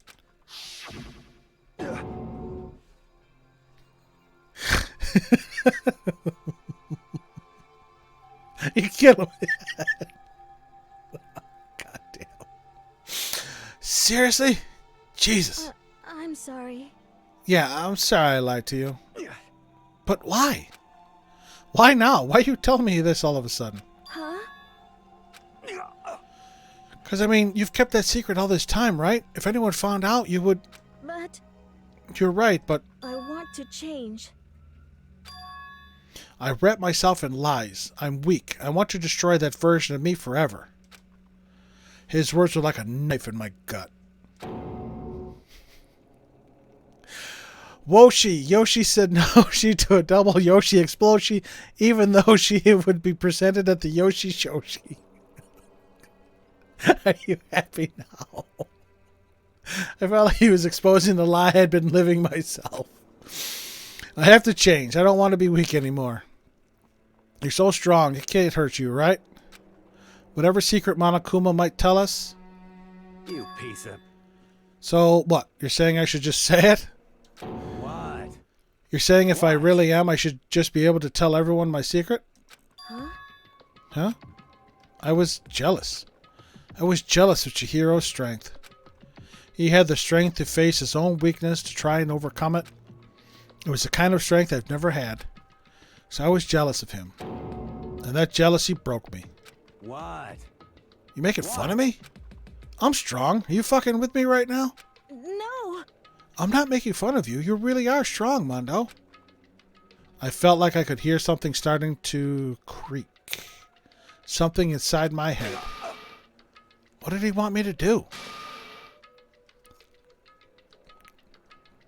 What was I supposed to do? Was I supposed to just sit back, let my secret get revealed, and ruin everything? What's wrong? Damn you! Why did you have to tell me all that? Are you trying to rub my failure in my face? I just wanted to... No, I just really admire you. I admire your strength. Yeah, that's right. That's right. I am strong. Strong. I'm strong. Strong. Yeah, I know. Yeah, I know. Stronger than you. You son of a bitch. And stronger than Daya. Yeah. Yeah, he definitely has a complex himself. I don't remember everything after that. When I woke up again, he was laying at my feet, covered in blood. I had the dumbbell in my hand, and I was just staring at him, down on the ground. I killed him. I killed Chihiro. Even after all this time, I'm still just as weak as I've always been. And thanks to that, I did something I can never take back. Mondo. He was normally so aggressive, so angry. He hid that weak side away from everyone. That was his secret. A weakness like that lived in a heart like his, and it turned him cold-blooded. God damn it. And Monokuma, getting pleasure in everybody's pain. Look at him, you see? You're all just like him. For a secret from the past, for a memory, for that, he killed another living human in cold blood. He couldn't cut free of his regrets from the outside world. He doesn't know what true strength is. Do you see hope anywhere in there? Because I sure don't. You bastard! Just shut up, you son of a bitch. Go ahead, say that again. I dare you. Oh, Monokuma is living in it. Yep. He is bathing in despair. Oh, yeah, that's Monokuma. He's twisted. Okay, I'll say it as many times as I want. Is what I want to say, but unfortunately, I can't do that right now because the time for punishing is fast approaching.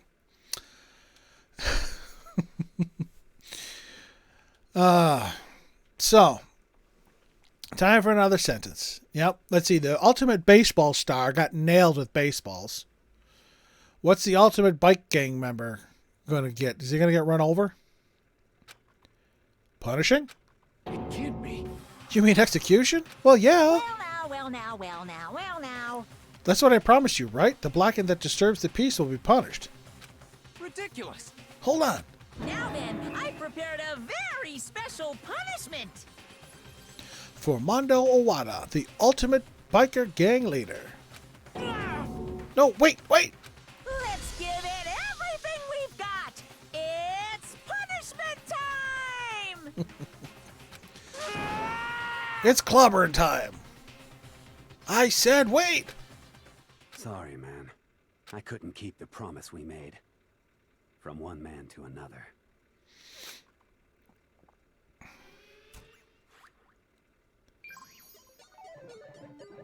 Game Mondo over. Mondo has been found guilty. Time for the punishment. What do we got?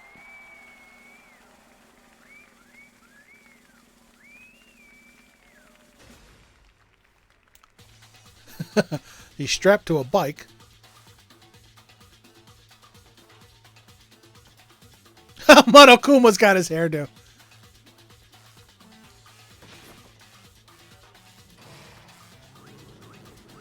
Oh, they're going to be in one of those biker cages? The cage of death.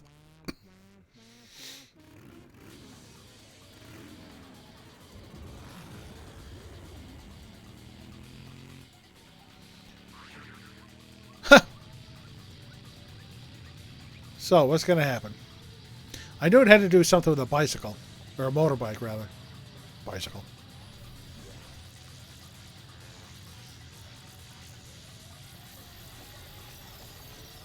Oh, it gets electrified.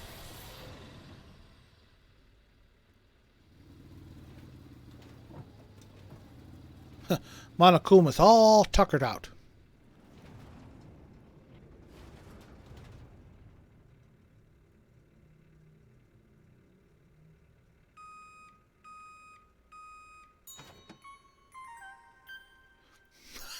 Mondo butter. 2 times the fat. Oh, there's the pancakes.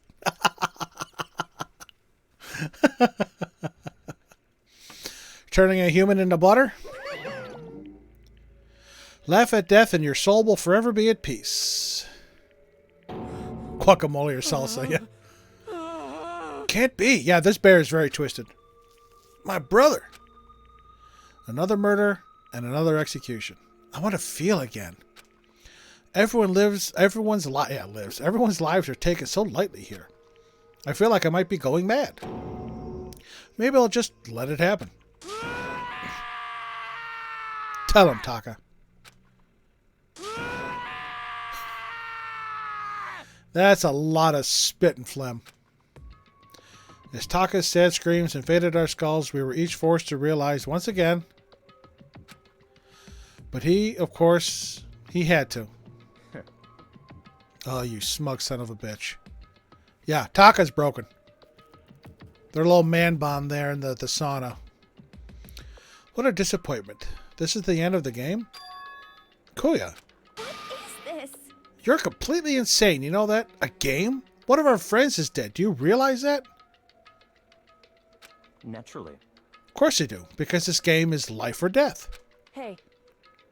I don't have anything to say to you. I don't have a response except that... However... I just understand why. Why did you go out of your way to disguise Mondo's crime? What? Why? Isn't it obvious? Because it made things more interesting. His voice was calm, emotionless, like the voice of death. It chilled me to the bone. Last night, when the murder took place, I was in the library as usual. Honestly. So you ignored the nighttime rule too? Everybody's ignoring this nighttime rule. I don't know what, it's not an official rule, but everybody's ignoring this nighttime rule. Girls are in the kitchen, which is supposed to be locked. That rule never mattered to me. I don't recall agreeing to it. There is nothing to be done. Well, I don't particularly care. Please continue. The night grew late, and I decided to return to my room, which is when I stumbled upon him. I spotted Mondo coming out of the girls' locker room. After he'd gone, I looked inside and saw the corpse. What? You mean you actually witnessed the murder? He was such a fool. He didn't have the slightest idea that I'd seen him. Well... So you're saying you knew who the culprit was from the very beginning? That's right. Indeed.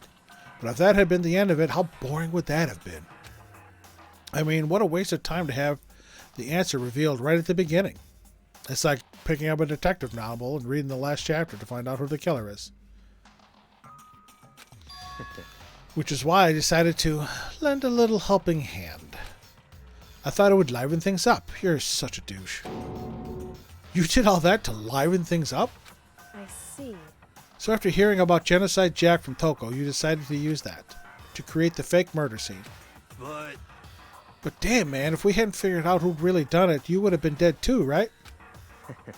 Well, obviously I would have revealed the truth before it reached that point. Oh, of course you would have. Of course. Kuya turned and looked me in the eye. I could feel his sharp eyes piercing into me. Well, see, this is where you talk to Toko and say, hey, can you turn into Genocide Jill? You know, just one more time. Whack this dude. It's like people who think everything is a JoJo reference. Well, yeah, that's a running joke. Could feel the sharp eyes piercing into me. Thanks to a certain remarkable someone, it never did. And I was able to perform an interesting experiment. Interesting. True. Well, Toko sims for him. Genocide Jill doesn't give two shits. Once I do decide to become blackened, I now know who I'll have to watch out for. Huh? Correct. So that was your reason. You satisfied? Indeed. Yes, we're done listening to your story. Moving on. Hey. There's something I'd like to ask Monokuma. What's this? Oh, I'm up next? You... You like to perform these elaborate executions each time, correct? My question is, why?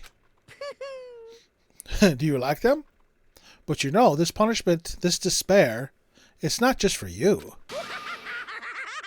All this punishment, all this despair is my gift to mankind itself.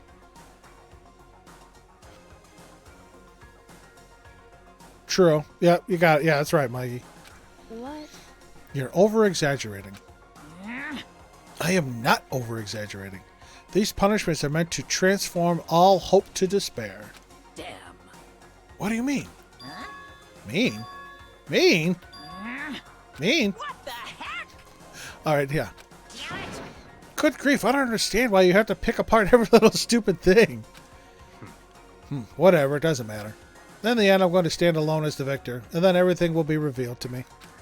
Ooh, Ah, the noble son of a noble family. Truly, you understand me. Purple, how you doing? Welcome to the stream.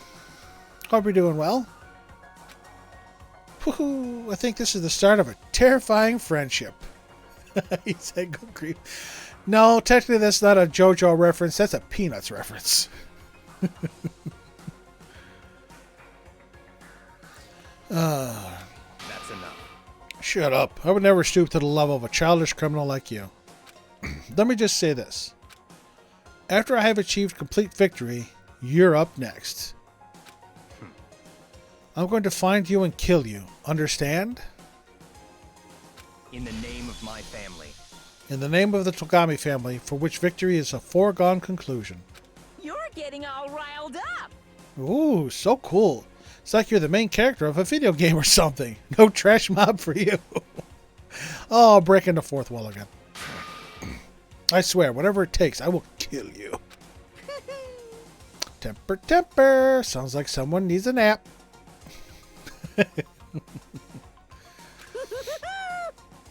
Oh, you love Togami? Now, see, Purple, we had this discussion a little earlier. He's probably my least favorite. Just because he's a smug, arrogant SOB. And I personally have a big problem with smugness and arrogance. But he does make for a very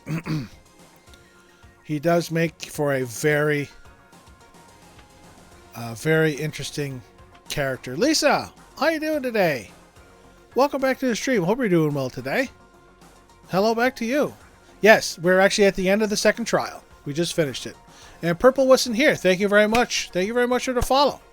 You're now a Red Wing soldier. Welcome to the crew. Yes, very good antagonist. He definitely makes the game interesting.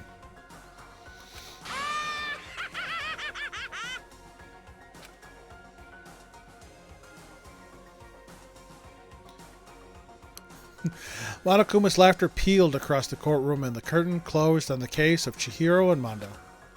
But I knew that wasn't the end. The killing game would still continue. My execution would involve being gunned down by Barrett. Well, I guess my execution could be a couple of things. Personal execution would be either taken down by Kane or Golbez, even though Golbez and I are brothers. Maybe Zemus/Zeromus would come in. Mono's execution is hilarious. It's very interesting. Because the mastermind wouldn't let it end. For those of us who were still alive, our worst fear and despair kept on multiplying. It was the kind of despair that felt like a blind puppy in hell had more of a future than us. All of our courage, our effort, our friendship, it felt like it amounted to nothing at all. It was the worst kind of despair. Oh, you're talking Monokuma's language. Well, anyway, like I was saying... Okay. Who the hell is Monokuma talking to?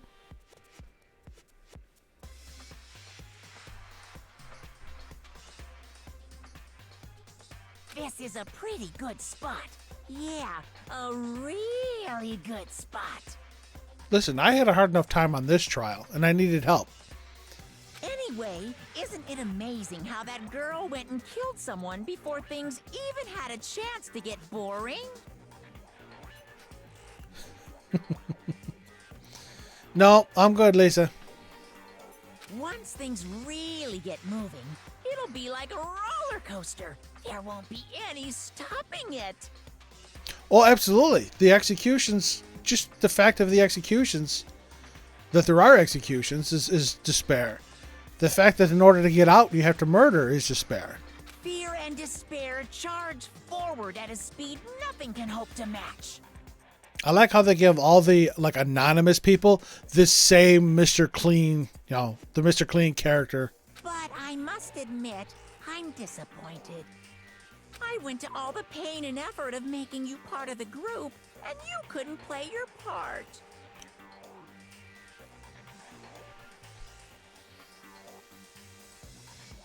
Monokuma is in cahoots with one of the ones left.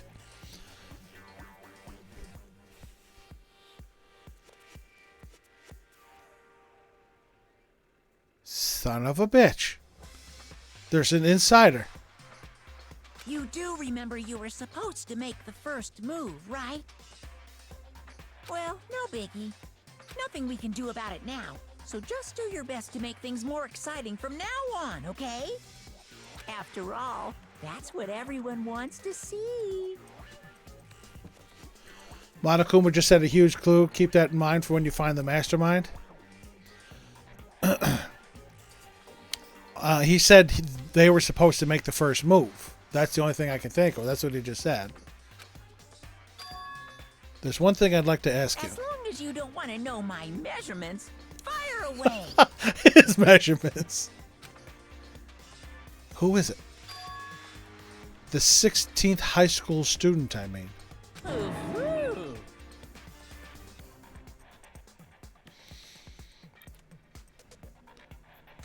My, you really took me by surprise there. Now, see, again, here, I'll throw out a wild theory, and please do not confirm or deny it. Just, you know, don't say yes or no. My thinking is Kyoko is this person. Because Kyoko, when you like us, I'm actually going to finish up here anyway. It's 8 o'clock. I'm getting ready to finish up for today, but always thank you for stopping by, Lisa. Kyoko is helping out with the trials. She doesn't seem very interested in getting out or killing people. Kyoko. My right-hand person. That'd be the only person I could think of, because they're not, again, they're not interested in killing at the moment. They're more interested in solving the cases. So. I know I said you could ask anything, but super denied, ultra denied, demonic denied, because you see, that's my ace in the hole. And nobody'd be dumb enough to reveal that, right? No matter how close they were to their friends.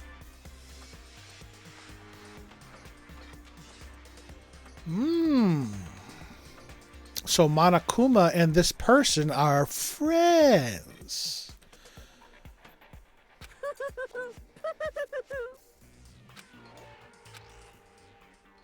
Son of a bitch. All the twists. Boy's Life of Despair. Damn. Great title. Now we're down to 10. Chihiro, Leon, Mondo, Junka.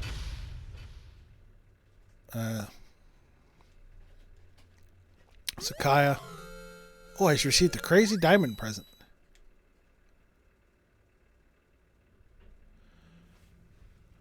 The boss is the mastermind. Basically, the boss, the one controlling Monokuma. I figured that because again, you know, Monokuma I take to be like Kate Sith. You know, just a puppet being controlled by Reeve back at Shinra HQ.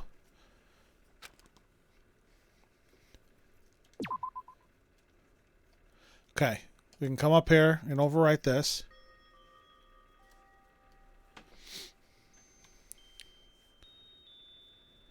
Yes. Yeah, we got his death jack. Ugh. Stiff. Hina. I know I shouldn't cry. But I've had enough. I can't take it anymore. Uh-oh. Getting out of here anytime soon. It's impossible. Hina's starting to break down. I can't let myself think about how much I want to get out of here. This isn't very PG, and that's why I believe I marked my stream that you have to, you know, be of age. If I keep thinking like that, I might decide to.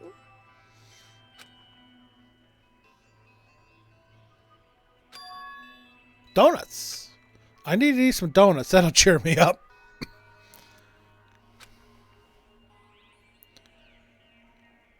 Glazed donuts, twisty donuts, jelly donuts, cream-filled donuts, cream-filled donut holes, Malisades. Yes. Cassandra Lee Morris is the voice actress for Hina. She doesn't have any Hina, like, prints to sign yet, but she's going to be looking into... I think she said she was going to be looking into some. Okay. Whole kind of donuts are praying for a wonderful encounter.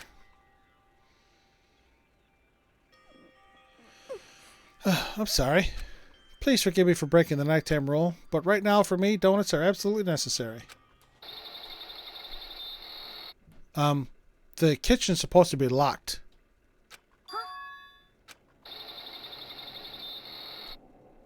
Huh? What's that sound? Sounds like it's coming from the bathhouse. But I'm super scared, but... Yep. Yeah, she was doing a signing on... She did a signing last week, too. I did purchase a print, but I don't believe mine got signed on stream because I got a confirmation like Wednesday or Thursday that it was shipped, so...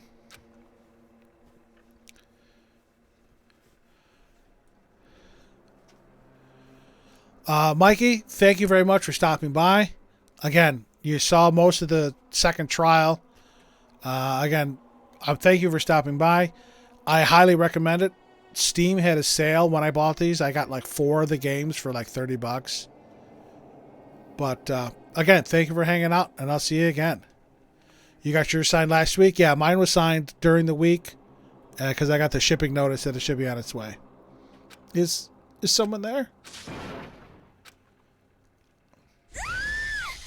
Holy crap, that's Chihiro's head!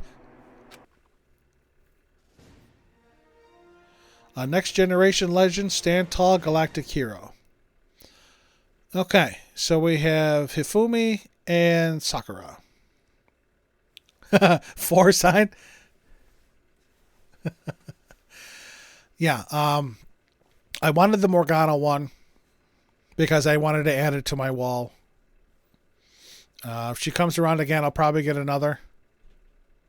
So. The morning after the conclusion of the second class trial. Everyone went up in the dining hall just like always, and I expected it to start like any other day.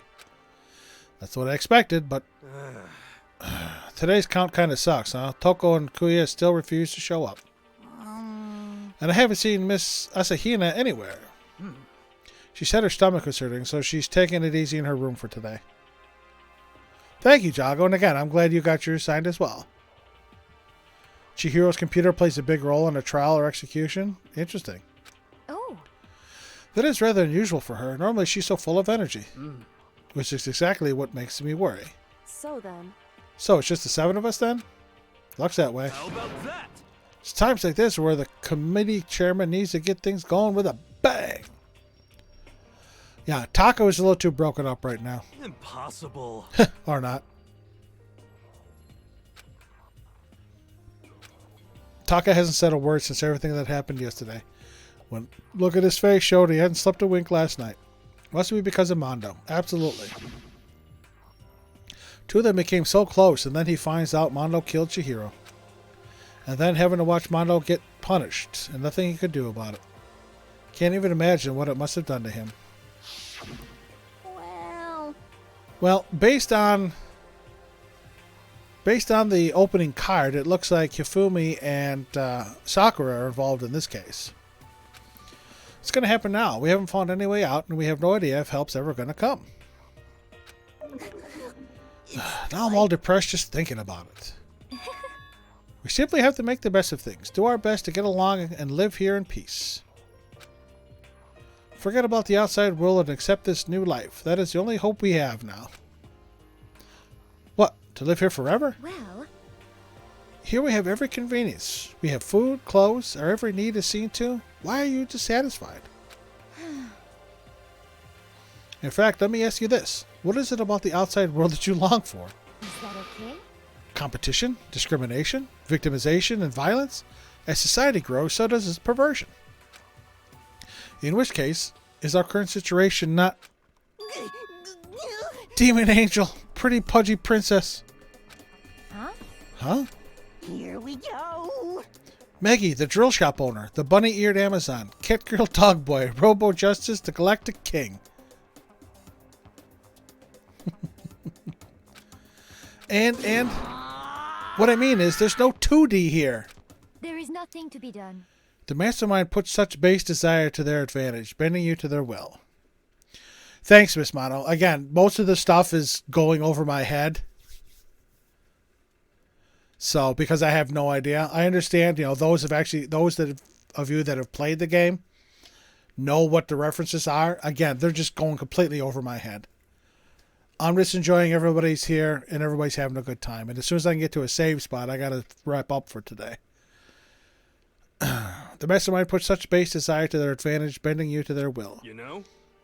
Okay, well, anyway, since Taka's like catatonic, as the oldest one here, I'm officially stepping up to take the lead. So, we're all going to work together and spend the rest of the day searching the school. Searching? I'm right? Well, I mean, since the class trial is over and all, Perhaps. there should be new places for us to investigate. Yep. Snuggling with your plush and looking at your Danganronpa V2 poster. Nice. Very nice. Yeah, that's the ticket. Maybe we'll find some kind of clue this time. Well then. Then once we're done eating, let's split up and begin looking around. Do you have any problem with that, Celeste? There may well be a discovery waiting for us, which may further enrich our life here. No. The point is to look for clues. And just as we were starting to come together, she barged in and ruined the conversation. You called for me and so I appeared. Holy shit, she's gonna be Genocide Jill the whole time now? You called for me and so I appeared. Genocide. What? Nobody called for you. What the? How come it's Genocide Jill and not Toko? Yes! God, this place is just amazing. Finally, a place I can just be my murderous self. Oh, fuck. Which is why I've decided to stop holding back and spread my wings. No more hiding in a cave for me. Plus, I have another battle to fight. The whole killer with a split personality thing is so overdone. I gotta destroy that stereotype. Oh, God.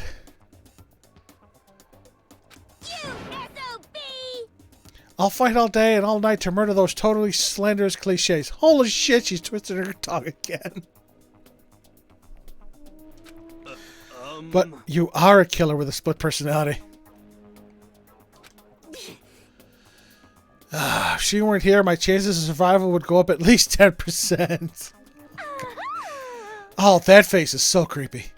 Come on, they gotta back me up here. Even the biggest stars need the little people to hold them up. Alright, I need to find out who her voice actress is, because she's fabulous. The laughs alone are great. Well, whatever else we do today, first we should eat. We can't do anything on an empty stomach. You're right, let's hurry up and eat so we can start our investigation. Oh, crap. So we were forced to eat breakfast with a murderer, and after our much-needed but very annoying meal, we set out to work looking around the school. I do like how the scenes spawn in. Alright, yeah, that's not what I wanted.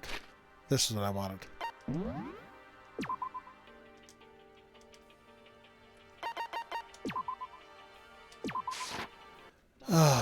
Alright, ladies and gentlemen, boys and girls. Thank you so much for popping in. Thank you if you came over from Billy's Raid. Thank you very much for staying and watching. This game is very interesting, to say the least. And I thank you for coming along for the ride. I thank you very much for your help as well when I asked for it. For those of you who offered your help, I politely declined. And then when I asked for it, you came up and stepped up. So thank you very much for that. Tomorrow should be another stream about 4:30 p.m. Eastern Time again. We're going to be doing some more Danganronpa. And then Monday will be our next Persona 5 Vanilla stream. We still have a couple days until the board meeting, so we'll be doing some social stuff there. But if you stopped by and you liked what you saw, please hit the follow button. It's very much appreciated. There's the links to my social media. You're all fabulous. Jago, thank you very much for coming by. Ed, thank you very much for all your help as well. And until we see each other again, please be safe. Take care of yourself. Hope to see you back again. Thank you very much. Have a good night, all.